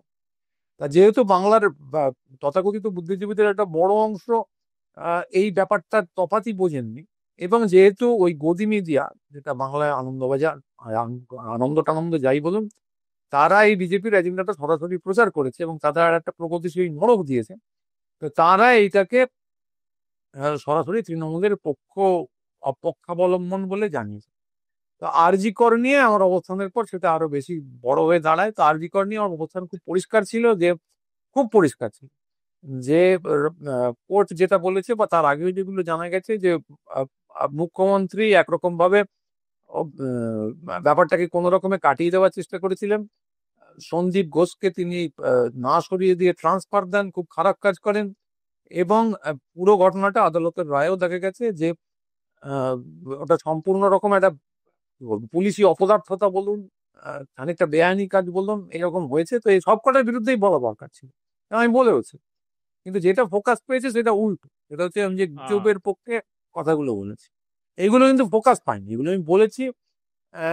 কিন্তু ভাইরাল মেটেরিয়াল হয়, গুজবের বিরুদ্ধে বলাটাই ভাইরাল মেটেরিয়াল হয়ে গেছে। তো ফলে সেটা একরকম তৃণমূলের পক্ষে দাঁড়িয়েছে বলে প্রতিভাত হয়েছে, যদিও ব্যাপারটা তা নয়। মানে এমন জায়গায় গতিনি দিয়ে বিষয়টাকে নিয়ে গেছে যে গুজব গুলো ঠিক, এটা না বললে আপনি কিন্তু তৃণমূল। তো এইটা আলটিমেটলি বামপন্থীদের বিরুদ্ধে যাবে, যে তারা যে বাইনারির বিরুদ্ধে কথা বলে, তো সেই বাইনারিটাই কিন্তু তারা প্রতিষ্ঠা করে দিয়েছে। আপনি হয় গুজবের পক্ষে মানে বিজেপির পক্ষে, গদি মিডিয়ার পক্ষে, নইলেই আপনি তৃণমূল। তা এইটা বামপন্থীদের বিরুদ্ধেই যাবে, এই বাইনারিটির বিরুদ্ধে তাদের বলা উচিত, কিন্তু খুব দুর্ভাগ্যজনক ভাবে তারা এই বাইনারিটা প্রতিষ্ঠা করতে আগ্রহী। আমি বামপন্থীদেরই কাছের লোক হতে চাই যদি তাদের এজেন্ডা আমার পছন্দ মতো হয়। এই তো আমার বক্তব্য। হ্যাঁ, এটা খুব ক্লিন আর কি। মানে আরজি করার ব্যাপারে যেটা খুবই আনফরচুনেট ব্যাপার ছিল, যে ঘটনাটা খুব অত্যন্ত আনফরচুনেট, এবং এবং সরকারের সমালোচনা করার মানে 101টা জায়গা আছে। কিন্তু সমস্যাটা হচ্ছে যে পুরো কভারেজ বা ইত্যাদি থেকে যেটা মানে চারপাশে রটে গেল, সেগুলোর কোনো ভিত্তি নেই। মানে সেগুলো কেন হচ্ছে, মানে সেগুলোর খুব একটা মানে নেই আর কি। মানে সরকার হয়তো ব্যাপারটা ধামাচাপা দেওয়ার চেষ্টা করেছে কোনো একটা কারণে, কাউকে বাঁচানো, কারোর একটা অপদার্থতা। মানে একটা ওয়ার্ক প্লেসে একটা এরকম ঘটনা ঘটছে, এটা তো সেই ওয়ার্ক প্লেসের একটা অ্যাকাউন্টেবিলিটি আছে। এবার সেইটা না করতেছে, বরঞ্চ ব্যাপারটাকে অন্যদিকে মোড়াকে ঘুরিয়ে কনস্পিরেসি ইত্যাদি। এবার সন্দীপ ঘোষ বা এদের এদের এরা যে ধরনের কাজকর্ম করতো, এবং সেই সেই ঘটনার সাথে এর কতটা লিঙ্ক আছে, এবার সেইগুলো তো মানে একটা ইনভেস্টিগেশনের ব্যাপারে, এবার সেখানে তো কেউ কিছু পায়নি আর কি। কিন্তু এবারে যদি ইনভেস্টিগেশনটাই তো হতে দিল না, হ্যাঁ, ইনভেস্টিগেশনটাই তো হতে দিল না ঠিক। না কিন্তু ব্যাপারটা হচ্ছে যে মানে এইখানে ব্যাপারটা মানে এমন ন্যারেটিভটা এমন জায়গায় চলে গেছে যে তৃণমূলের এত পাওয়ার, যে তৃণমূল নাকি এখন সুপ্রিম কোর্টকেও কন্ট্রোল করছে আর কি। আর তৃণমূল যদি সুপ্রিম কোর্টকে কন্ট্রোল করবে, তাহলে তো আমাদের মনে হয় যে আমাদের সব মানে সবার একদমই চুপচাপ থাকা উচিত, যাদের কারণ এত পাওয়ার হয়, তাই না? মানে তৃণমূল একটা শুধু একটা স্টেটে এক্সিস্ট করে বেসিক্যালি, আর তো কোথাও খুব একটা কিছু যেতে টেতে না আর কি। এবং সেটা পশ্চিমবঙ্গের মতো যেটা ইকোনমিক পাওয়ার হাউস নয়। মানে সেটা হয়তো ইকোনমিক্যালি ইন্ডিয়ার হয়তো মিডিয়ানের কাছাকাছি বা একটু নিচেও থাকতে পারে। হ্যাঁ, তো সেইখান থেকে যদি এতটাই কন্ট্রোল করে, মানে এই যে ন্যারেটিভ গুলোর যে যে ফ্লটা, এইগুলো বললে সমস্যাটা হচ্ছে যে লোকজনের সেন্সিটিভিটি আছে। মানে আমি এটা খুবই মানে বোঝা যায় যে লোকজনের সেন্সিটিভিটিটা কেন, মানে এই ধরনের ঘটনা এবং সেটার বিরুদ্ধে যে আন্দোলনটা হয়েছিল সেটারও একটা স্বতঃস্ফূর্ততা ছিল ইনিশিয়ালি। কিন্তু আলটিমেটলি সৈকত দা, আপনার কি মনে হয় যে তৃণমূলের মানে ওভারঅল যা মানে যে যে মানে একটা সর্ট অফ মানে খুব ফাইন গ্রেড লেভেলে করাপশন এবং অরাজকতা একটা তো চলছে পশ্চিমবঙ্গে, একটা ক্যাওস চলছে আর কি বিভিন্ন দিকে। মানে কোনো কাজ একটা জুগাড় ছাড়া হয় না, মানে কোনো সিস্টেম বা ইত্যাদির মধ্যে ঢোকা খুব মুশকিল আর কি। এই জিনিসটা তো চলছে আর কি। এবার সেইটা আমার একটা অ্যানালিসিস আছে, যেটা আমার মনে হয় যে এটা আমাদের সোসাইটির রিফ্লেকশন হিসেবে একটা পার্টি এসছে আর কি। মানে এটা এমন নয় যে মানে লোকে যেরকম বলে যে এরা শিক্ষা ব্যবস্থাকে শেষ করে দিল, এটা হয়তো সত্যি, কিন্তু এই শিক্ষা ব্যবস্থাটা সেটাও দেখতে হবে যে সরকারি শিক্ষা ব্যবস্থা কিন্তু অন্যান্য রাজ্যে অনেক আগেই শেষ হয়ে গেছে। মানে আমাদের জেনারেশনে কিন্তু ম্যাক্সিমাম লোকজনই আমাদের পশ্চিমবঙ্গ থেকে যারা সরকারি স্কুলে পড়েছে, কিন্তু অন্যান্য জায়গা থেকে দেখবেন তারা আবার প্রাইভেট স্কুল থেকে আছে। মানে সত্যি কথা বলতে অন্যান্য রাজ্যের আমাদের জেনারেশনে, মানে আমার আমার 85 সালে জন্ম, তারা যে মানে সরকারি স্কুল থেকে পেরোনো এরকম কেউ নেই, মানে যাদেরকে আমি মিট করেছি বিভিন্ন মানে আমাদের রিসার্চের লাইনে ইত্যাদিতে। সেইখানে তো এইটা তো একটা সিস্টেমেটিক ব্যাপার।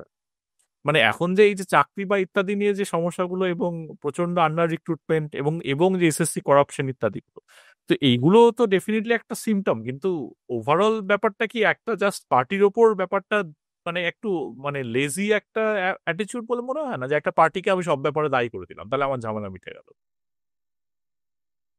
না, তৃণমূলের দায় নেই তা না, বিপুল পরিমাণে দায় আছে। মূল দায় যেটা, সেটা হচ্ছে যে হাওয়াই গা হাসিল বা, তো সবাই শাহরুখ খান নিয়ে হ্যাঁ, নাচছে, আমিও একটু নেচি, সবাই গণেশ একেবারেই। পুজো করছে, আমিও একটু করে দিই। হুম, আর সবাই দুর্নীতি করে, ঠিক আছে, তোরাও যে একটু পয়সা তোল না, সমস্যা ঠিক। কি আছে, সবাই তো করেছে। হুম, তো এইটা এটা রাজনৈতিক দলের লক্ষণ নয়, এটা একটা ক্লাবের লক্ষণ, এবং হ্যাঁ, ব্যাপারটা বিপজ্জনক দিকে যেতে পারে। অথচ তৃণমূল পিচ্ছে করলে পারে না তা নয়। যেমন এই যে লক্ষ্মীর ভান্ডার, যেটা তাদেরকে, তাদের একটা বড় ক্যাশ কাউ, লক্ষ্মীর ভান্ডার এবং আপনার স্বাস্থ্যের যেটা, আরে আবার কালটার স্বাস্থ্যসাথী, নাম, স্বাস্থ্যসাথী। স্বাস্থ্যসাথী। ল- লক্ষ্মীর ভান্ডার এবং স্বাস্থ্য সাথী, তো এই দুটো একদম মেশিনের দক্ষতায় নামিয়েছে। ঠিক। মানে পাড়ায় পাড়ায় খোঁজ নেওয়া, অমুক বাদ গেল কিনা, এই পর্যায়ে নিয়ে গেছে। অর্থাৎ চেষ্টা করলে পারে। ফলে আহ, মানে সেখান থেকে কোনো, হয়তো কাটমানিরও আছে, কিন্তু অন দা আদার হ্যান্ড সেটার না, অনেকটাও গেছে আর লক্ষ্মীর কি। ভান্ডারে, লক্ষ্মীর ভান্ডারে কাটমানি, কাটমানি নেই, ব্যাংকে যায়। আচ্ছা, ওইটা একদম আমার ডাইরেক্ট ব্যাংকে যায়, আচ্ছা। হুম, হ্যাঁ। আমি যতদূর ধারণা, ওইটা একদম উপরতলা থেকে নির্দেশ আছে যে বাড়ি বাড়ি যাও, নইলে কিন্তু ভোটে জিতবে না। হুম, তো এই ফলে এই তারা লালচুটে দৌড়েছে, ভোটে যদি হেরে যায়। তো ফলে কথাটা হচ্ছে যে চেষ্টা করলে পারে, কিন্তু করে না অনেকগুলো ক্ষেত্রে, স্রোতে গা ভাসায়, এটা একটা দিক। আর দুই হচ্ছে কিছু কিছু ক্ষেত্রে আমার যেটা রাজনৈতিক ভাবে মানে এটা ক্লাব হিসেবে বিপজ্জনক।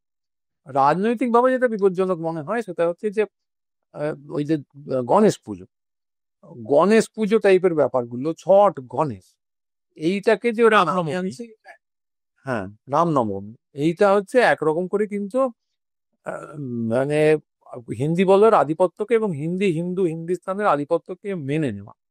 তো এইটাও পুরোটা যে যে একটা থিওরি আছে আরএসএস এর দ্বিতীয় সন্তান, এরকম বলে আমার মনে হয় না, কারণ এই পুরোটাই আবার সেই রাজীব গান্ধী লাইন। উনিও মাদান বাবা শাহবানু কেস বা ইত্যাদি গুলোতে যেগুলো করেছিলেন আর কি, হ্যাঁ সেটার লিনিয়েজ অ্যাকচুয়ালি মানে ধান্দাবাজির একটা বিভিন্ন মানে ডাইমেনশন বলা যেতে পারে। এবং সেটা এই যে জগন্নাথ মন্দিরের যে ব্যাপারটা আর কি, মানে সরকারি টাকায় মন্দির করে এবং সেখানে যে মানে ভূয়সী প্রশংসা পাওয়া, মানে এই যে মাস্টার স্ট্রোকটা দিয়ে ফেলেছে আর কি তৃণমূল। মানে এইটা করেই তো বৈতরণী, মানে আমি তো এই রিসেন্টলি দীঘা গিয়ে আমি দেখলাম যে 4 কিলোমিটার লাইন, মানে ইটস এ হিউজ, হ্যাঁ, এবং সরকারি টাকায় করা আর কি। আবার বলছি না কি ওরা একটা মসজিদ করবে, সেটা তো লম্বা লাইন করবে না, ডেফিনেটলি ওটা করবে আর কি। হ্যাঁ করবেই করবেই, মানে ওই গেমটা ওরা মানে, হ্যাঁ মানে এই ব্যাপারে তো সেটা তো বটেই, মানে এটা একটা সিমটম আর কি এইটা এই সময়। এইটা একটা রাজনৈতিকভাবে বিপজ্জনক ব্যাপার, যেটা রাজীব গান্ধীকে মানে শর্ট টাইম ডিভিডেন্ড দিয়েছিল, কিন্তু লং টার্মে সমস্যাজনক, এটা ভীষণ সমস্যাজনক, আপত্তি করা উচিত। এবং 3 নম্বর যেটা, সেটা হচ্ছে যে রেজিস্ট্যান্স কোথাও তৈরি হচ্ছে না। যে আমরাই বলি যে বাঙালিকে রুখে দাঁড়াতে হবে, শিক্ষা ব্যবস্থাকে ঠিক করতে হবে, কিন্তু একটা বিরোধী দল, বামপন্থীরা তো কার্যত উঠে গেছে, একটা বিরোধী দল বা সরকারি দল যাই হোক, যারা বিজেপির বিরোধী, তাদের তাহলে রেজিস্ট্যান্স দেবে, তারা আমি এক্সপেক্ট করবো কিছুই না, তারা শুধু কাটমানি তুলতে ব্যস্ত। রেজিস্ট্যান্স দিতে হয়, দেওয়া যায়, এই ধারণাটাই নেই। এইখানে বামপন্থীরা রেলিভেন্ট হতে পারতেন, ভীষণ হতে পারতেন, এবং দুহাত তুলে সমর্থন করা যেত। কিন্তু তারা তো গদি মিডিয়ায় কি কখন কি মুখ দেখাবো এই নিয়ে শুধু ব্যস্ত আছেন, আর কিছু না। রাজনীতি যেভাবে চলে সেটা তো একটা অভ্যাস। তো সেই অভ্যাসে কি তাহলে বাঙালির রেজিস্ট্যান্সটা তাহলে চলে গেছে? মানে বাঙালির কি রেজিস্ট্যান্সের অভ্যাসটা তাহলে আর নেই? এবং এবং এই এই এই প্রেক্ষিতে আরেকটা প্রশ্ন জুড়ে দেবো, সেটা হলো যে ধরুন ছাত্র বা ছাত্রী নেতা বা নেত্রী, সে যারা ভবিষ্যতে গিয়ে পলিটিক্সে আসবে, এরকম হাতে গোনা কয়েকজন, তাদের সমর্থনযোগ্য কিনা সেটা পরের কথা, কিন্তু হাতে গোনা কয়েকজন, বেশিরভাগ লোককে তো তুলে এনে বসানো হচ্ছে, মানে ইলেকশন কন্টেস্ট করানো হচ্ছে, এবং সেটা নিচের তলার লোকজন সবাই মেনেও নিচ্ছে, এবং তারপর তারা জিতছেন। তারা কিছু লোক হয়তো সিরিয়াসলি তারপর জেতার পর কিছু একটা করার চেষ্টা করছেন, বেশিরভাগই তো নিজেদের রেসপেক্টিভ ফিল্ডে ফিরে গিয়ে কাজ করছেন। 5 বছর কি করছেন, মানে রাজনীতিতে কি করলেন সেটা দেখাই গেল না। এইটার জন্য তো তৃণমূল দায়ী নয়, এটার জন্য তো মানে সমাজটাও দায়ী, মানে তৃণমূল একা দায়ী নয় আর কি, মানে এটার জন্য তো সমাজটাও দায়ী। বাকিরা মেনে নিচ্ছে কেন, বাকিরা ভোটটা দিচ্ছে কেন? ওই ও একজনের মুখ দেখে। না না না, এর জন্য তৃণমূল দায়ী, বাকিরা মেনে নিচ্ছে কেন, তার একটা সহজ উত্তর আছে। ওখানে এত গোষ্ঠীদ্বন্দ্ব যে একজন দাঁড়ালে অন্যজন তার পিছনে লাগবে, তার থেকে বাইরে থেকে কেউ একটা এসছে, রাজনীতিতে করে মাথা গলায় না, বেশ গ্ল্যামার আছে, ওকে মেনে নি আমার হ্যাঁ ওইটা তো এটা স্ট্রাকচারাল না, কিন্তু তাহলে যারা ভোটটা দিচ্ছেন তার মানে তাদের কি সেই সচেতনতাটা নেই যে আমি মানে আমি যাকে ভোটটা দিচ্ছি সে তো সক্রিয় রাজনীতি করছেন না, অফকোর্স, মানে মানে তিনি গান ভোটটা তো গাইছেন। অতটা সচেতন ভারতের মানুষ হলে তো মানে তাহলে বা না কিন্তু পশ্চিমবঙ্গের মানুষ হলে। না কিন্তু সেইটা তো এই মানে সেটা তো তৃণমূলের থেকে আরো বেশি ডেঞ্জারাস একটা ফেনোমেনন, তাই না? মানে তৃণমূল যেটা করছে সেটার থেকেও আরো আরো বেশি ডেঞ্জারাস হলো সাধারণ মানুষ, তাদের কাছে খুব একটা ম্যাটারই করছে না। এই সাধারণ মানুষকে জিজ্ঞাসা করেন যারা তৃণমূলকে ভোট দিচ্ছে, তারা ঠিক এই প্রশ্নটা করলে আমি একাধিক জনকে করেছি, তারা বলবে আমি তো ভোটটা দিদিকে দিই। হ্যাঁ, যেটা ওই একই রকম ভাবে ডেঞ্জারাস, মানে যেভাবে মোদিকে ভোট দেওয়াটা ডেঞ্জারাস। আমাদের একটা পঞ্চায়েত নিয়ে এপিসোড হয়েছিল, তাতে আমরা ঠিক এই আলোচনাটা করেছিলাম যে মানে পঞ্চায়েতে এই ধরুন ডাইরেক্ট বেনিফিট ট্রান্সফার, আপনি যেটা বলছেন যে মানে একদম ডাইরেক্ট অ্যাকাউন্টে টাকা ঢুকছে, সেইটা যে আমার যারা লোকাল নেতা, সেই লোকাল নেত্রী বা নেতাদের হাত থেকে যে ক্ষমতাটা অ্যাকচুয়ালি সরিয়ে নেওয়া, সেইটা নিয়ে কোনো আলোচনা নেই। মানে আমার মানে আমার ডাইরেক্ট বেনিফিট ট্রান্সফারটা না হয়ে যদি আমার লোকাল কাউন্সিলর বা আমার যে পঞ্চায়েতের মাধ্যমে যদি টাকা ডিস্ট্রিবিউশনটা হতো, সেইটা মানুষের খুব গায়ে লাগে যে সেই টাকার থেকে অনেকটা লোকে খেয়ে নেবে।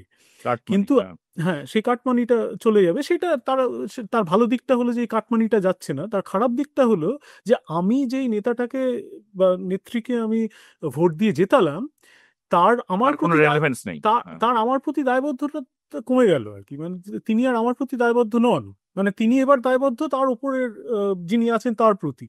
মানে আমার লোকাল অর্গানাইজেশনগুলো করার জন্য ওপর থেকে যেগুলো বলা হবে তারা করবে, আমার কোনো অসুবিধা হলে তিনি আর খুব একটা শুনবেনই না, কারণ তিনি তো আমার জন্য জিতছেন না, তিনি তো জিতছেন কারণ আমি ডাইরেক্ট দিদিকে বা ডাইরেক্ট মোদিকে ভোট দিচ্ছি, তাই না? মানে এইটা তো একটা সামাজিক স্তরে অবক্ষয়, মানে আমাদের। এটা এটা দুটো দিকই আছে। এক নম্বর হচ্ছে যে আপনার ওই যারা জিতে আসছেন, ইউসুফ পাঠান হন, রচনা ব্যানার্জি হন, তারা এই প্রক্রিয়ার মধ্যে কোথাও নেই। তো এ নিয়ে কোনো সন্দেহ নেই, এটা অত্যন্ত বিপজ্জনক ব্যাপার। আবার উল্টো দিকে যে যাদের তৃণমূল স্তরে যারা যে লোকজন কাজ করছে, তাদের কিন্তু একটা আহ, সামাজিক, কি বলবো, চক্রই বলি, চক্র তৈরি হয়েছে। মানে আহ, অমুক বেনিফিশিয়ারি, তারা অমুক জায়গায় যেতে পারে, এটা সরকারের।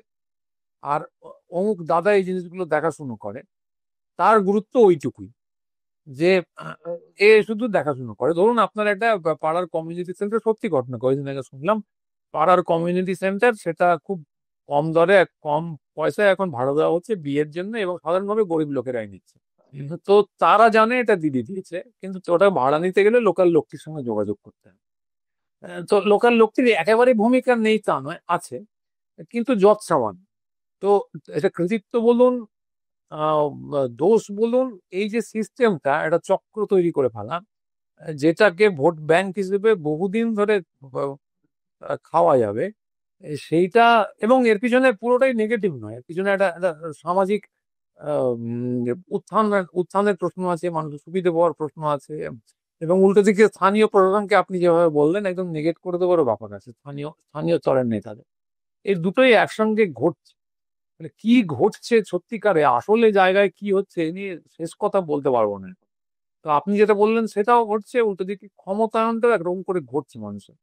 অনেকেই কমপ্লেন করেন যে কলকাতাতে এখন রাস্তাঘাটে এত ভুলভাল লোকজন ঘুরে বেড়ায়, আমি শব্দটার ব্যবহার করলাম না, যে মানে নিচু তলার মানুষ ব্যবহার ঘুরে বেড়ায়, ভাল লাগে না। তো এই অবিকলে একই জিনিস শোনা যেত হচ্ছে 77-78 সালে, তারাও এই একই কথা বলতো, এখন তো অমুক লোকেদের রাজত্ব হয়ে গেছে। হুম। তো সেটা ক্ষমতায়নের প্রতীক ছিল। আবার বিকেন্দ্রীকরণ একটা জায়গায় বন্ধ হয়ে যায়, তাও ঠিক। তো এখানে তাদের একটা অন্যরকম সংস্করণ চলছে, আলটিমেটলি কোন দিকে যাবে বলা খুব মুশকিল। হুম। আর মানে জাস্ট আমরা র্যাপ আপ করে ফেলবো আর গেস, মানে জাস্ট রোমানটা হতে চললে আমার আমার বউ এসে দেখে গেছে কতক্ষণ আর। হ্যাঁ, মানে যেটা ফাইনাল যেটা বলি যে আপনার গোয়িং ফরওয়ার্ড, আমরা তো কেউই তা মানে আমরা কারোর কাছে তো ক্রিস্টাল বল নেই যে কি হবে ইত্যাদি বলা সম্ভব নয়। তো কিন্তু কি হলে সেটা মানে পলিটিক্যাল সিনারিওতে আমরা যদি দেখি, পশ্চিমবঙ্গের পলিটিক্যাল কারেন্ট সিনারিওতে ধরুন 26 সালের ব্যাপারটা তো মনে হচ্ছে না যে মানে কিছু পরিবর্তন হওয়ার সম্ভাবনা আছে, কিন্তু লং টার্মে এই যে এটা বাইনারি হয়ে গেছে, মানে বিজেপি তৃণমূল ধর্মীয় রাজনীতি, এই বাইনারি থেকে বেরোনো কি মানে সম্ভব কোনোভাবে, বা বামপন্থীদের কতটা সেখানে দায়িত্ব আছে? আই গেস আমরা যেটা আলোচনা করে বেরোলাম যে আমরা সকলেই চাই যে বামপন্থীরা আরেকটু সক্রিয় হন, আরেকটু মানে শক্তিশালী হন, তাদের একটা ঠিকঠাক ইয়ে থাকুক আর কি। প্রথম কথা, 26 সালে এখন দেখে মনে হচ্ছে সব মানে একটা তৃণমূলের স্মুথ রাইড হবে, হয়তো হ্যাঁ, কিছুর উপরে তো পাবে, কিন্তু তার মানে এই নয় যেটা হতে চলেছে। বিজেপি এত সহজে ছেড়ে দেবে না। ছাড়বে না। কারণ এই গতকালই সুপ্রিম কোর্টে জানিয়েছে, আমরা কবে কিভাবে নিগুড় সংশোধনী করব সেটা আমাদের নিজের ব্যাপার, সুপ্রিম কোর্টের এখানে জুরিসডিকশন নেই। তো এরা নানা জায়গায় কোর্টকে অস্বীকার করছে, ফলে পরের খেলাটা কি হবে আমি জানি না। তো যাই হোক, সেটা বলে ব্যাপারটা অতটা স্মুথ রাইড নাও হতে পারে। তো যাই হোক, কিন্তু তারপরেও তো একটা বাইনারি তৈরি হয়ে গেছে। আপনি যেটা বলছিলেন পশ্চিমবঙ্গের ক্ষেত্রে, যে হয় বিজেপি নয় তৃণমূল, তো এই বাইনারিটা ভাঙাবার, বিজেপিকে এত নিশ্চিহ্ন করে দিতে হবে। তো পশ্চিমবঙ্গ থেকে মানে আমার উইশ লিস্টের 1 নম্বর। এবং সেই জায়গাটা খুব ভালো হয় যদি বামপন্থীরা একরকম করে নিতে পারেন। তো সেক্ষেত্রে মানে তো চুলোচুলি হবে, তো দুটো নীতির মধ্যে ঝগড়াঝাটি হবে, তার মধ্যে যারা জিতবেন তারা জিতবেন। তো এইটা করতে গেলে বামপন্থীদের লাইন বদলাতে হবে। তৃণমূল তার লাইন কিন্তু বেছে নিয়েছে, তারা জনকল্যাণমূলক জিনিস করবে, জনকল্যাণমূলক জিনিস করবে, এবং একজনই নেতা থাকবেন, তার মধ্যে দুর্নীতি হবে, এবং দুর্নীতিতে কেউ ধরা পড়লে তারা তেমন রক্ষা টক্ষাও করবে না। নিজেকে বেটা রক্ষা করিস নি কেন এখন, যা তুই জেলে বল। এ হয় না, অ্যাপ্রোচ নিয়ে চলছে, চুরি করেছিস কর, কিন্তু নিজের দায়িত্ব কর। তো ফলে তারা এটা করবে, জনকল্যাণমূলক রাজনীতি তাদের ডিভিডেন্ড দিচ্ছে, সেটা নিয়ে চলবে, এবং সেটা নিয়ে জনকল্যাণটা নিয়ে কিছু বলার নেই, ওটা বামপন্থীদেরই করণীয় ছিল, এটা তৃণমূল এসে করছে। তো ওরা লাইন ঠিক করে নিচ্ছে। আর উল্টো দিকে বামপন্থীরা কিভাবে কিভাবে কি করবেন সেটা তাদের ঠিক করতে হবে। এবার কি করবেন তো আমি বলে দিতে পারি না, কিন্তু তাদের 1 নম্বর শ্রেণী লাইনে ফিরতে হবে। তারা একদম মূলত একটা ভদ্রলোকের পার্টি হয়ে গেছেন। এক একদম। দুই হচ্ছে যে গদি মিডিয়ার অঙ্গুলি নির্দেশে চলছেন, ওরা যা ঠিক করে দিচ্ছে এটা নিয়ে কথা বলতে হবে, ঠিক। মানে ফিরতে হবে।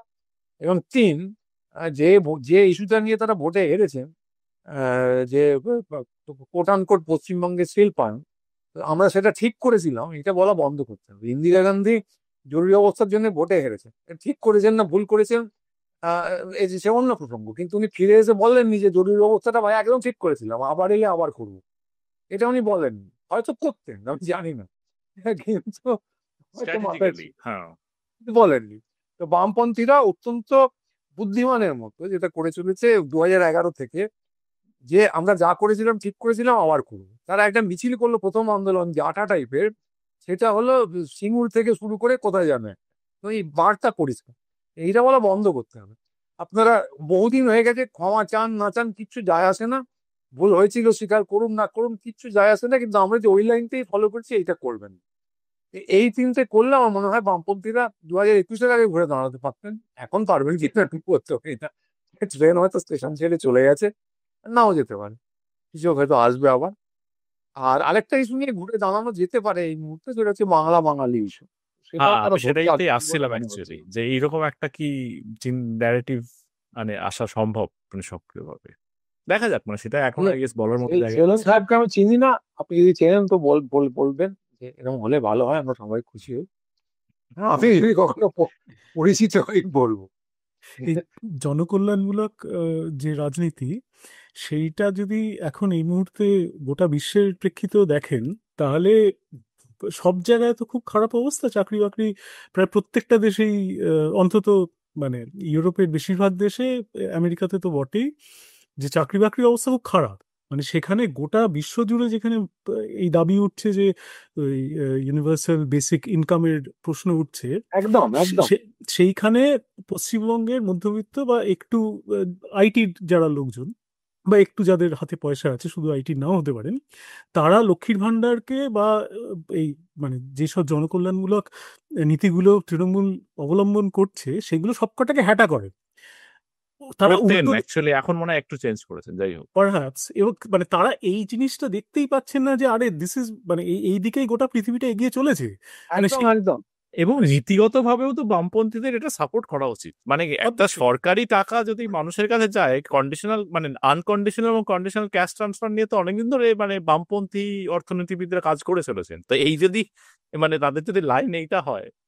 যদি চাকরির ব্যবস্থা করে দেওয়া যায় সেটা তো অত্যন্ত ভালো, কিন্তু যতদিন না সেটা হচ্ছে ততদিন অ্যাটলিস্ট একটা ইউনিভার্সাল বেসিক ইনকাম দেওয়া, যেখানে 1,000 টাকা দেওয়া হচ্ছে সেখানে দাবি তোলা হচ্ছে যে 5,000 10,000 করে দেওয়া হোক। মানে এইটা না হয়ে হ্যাঁ, উল্টে সেইটাকে ছোট করে দেখানো, সেইটাকে বলা যে ওই কি বলে ভোট কেনার রাজনীতি। মানে এই এই এই এই জিনিসটা মানে মানে বামপন্থীরা কি না এতটাই এইখানে, হ্যাঁ, যাই হোক, সৈকতদা বলুন মানে। হুম, বলুন।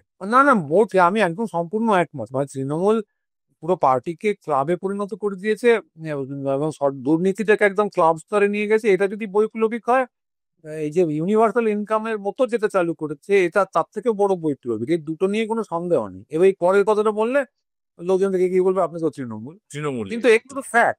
লেনিন বলেছিলেন concrete analysis of the concrete situation, তো আপনি এই কংক্রিট জিনিস নিয়ে তো কথা বলতেই হবে, যা করেছে সেটা করেছে, করে এবং এক্স্যাক্টলি। ফল তারা তা পাচ্ছে। পাপের ফল মানুষ পায়, পুণ্যের ফল এবং মানুষ স্বাস্থ্যসাথী, এবং স্বাস্থ্যসাথীও বলতে হবে, মানে আপনি যদি ওবামা কেয়ার নিয়ে খুব ইয়ে করেন, বিয়েতে ওবামা কেয়ার যেটুকু করেছে, স্বাস্থ্যসাথী যাচ্ছে অর্থে অনেকটা বেশি করেছে অ্যাকচুয়ালি। পায়। হ্যাঁ, তো তো সেগুলো তো এবার 100 বার বলতে হবে, এটাকে বাড়ানো উচিত, এবং আসলে কেন্দ্রীয় সরকারের পশ্চিমবঙ্গ সরকারকে টাকা, প্রাপ্য টাকাগুলো দেওয়া উচিত, এর জন্য বামপন্থীদের আওয়াজ চলা উচিত। কিন্তু সে আর কি বলবো বলুন, ও বললেই বলবে তৃণমূল হয়ে গেছে। যাই হোক, আমার মনে হয় ঠিক আছে, এবারে শেষ তৃণমূল করা হয়ে যাক। গেছি, দালাল হয়ে গেছি, কোনো সমস্যা নেই, হয়ে গেছি যা। ঠিক আছে সৈকত দা, খুব ভালো লাগলো। আবার আশা করি একদিন একটা আলোচনা করা যেতে পারে। হ্যাঁ, কিন্তু অনেকক্ষণ হয়ে গেল তো, আপনারা কি হ্যাঁ 2 ঘন্টার প্রোগ্রাম করবেন নাকি? হ্যাঁ, আমার 1.5 ঘন্টা তো 2 ঘন্টা হয়ে যায় আর কি, আমার মানে তাই হয়, আড্ডা জমে গেলে তো 2 ঘন্টা হয়েই যায়। হয়েই যায়। গর্গদার সাথে তো 2 ঘন্টাতেও মানে থামাতে হয় আর কি গর্গদাকে তো। যাই হোক, এবং এটা অ্যাকচুয়ালি অ্যাকচুয়ালি আমার আমার জানা- একটা ইচ্ছে আছে, যে আপনাকে গর্গদাকে নিয়ে একসাথে একটা করার, ভবিষ্যতে হয়তো এক্ষুনি না, 2-3 মাস বাদে একটা জিনিস করা যেতে পারে actually। গর্গ তো বলতে দেবে না, গর্গ একটা কথা বলবে, বলবে ঠিক আছে। ঠিক আছে সৈকত দা, খুব ভালো থাকবেন, পরে কথা হবে, আবার দেখা হবে। হ্যাঁ, আর ভালো কন্টেন্ট বানাতে থাকুন, আমরা দেখতে থাকবো। একদম একদম একদম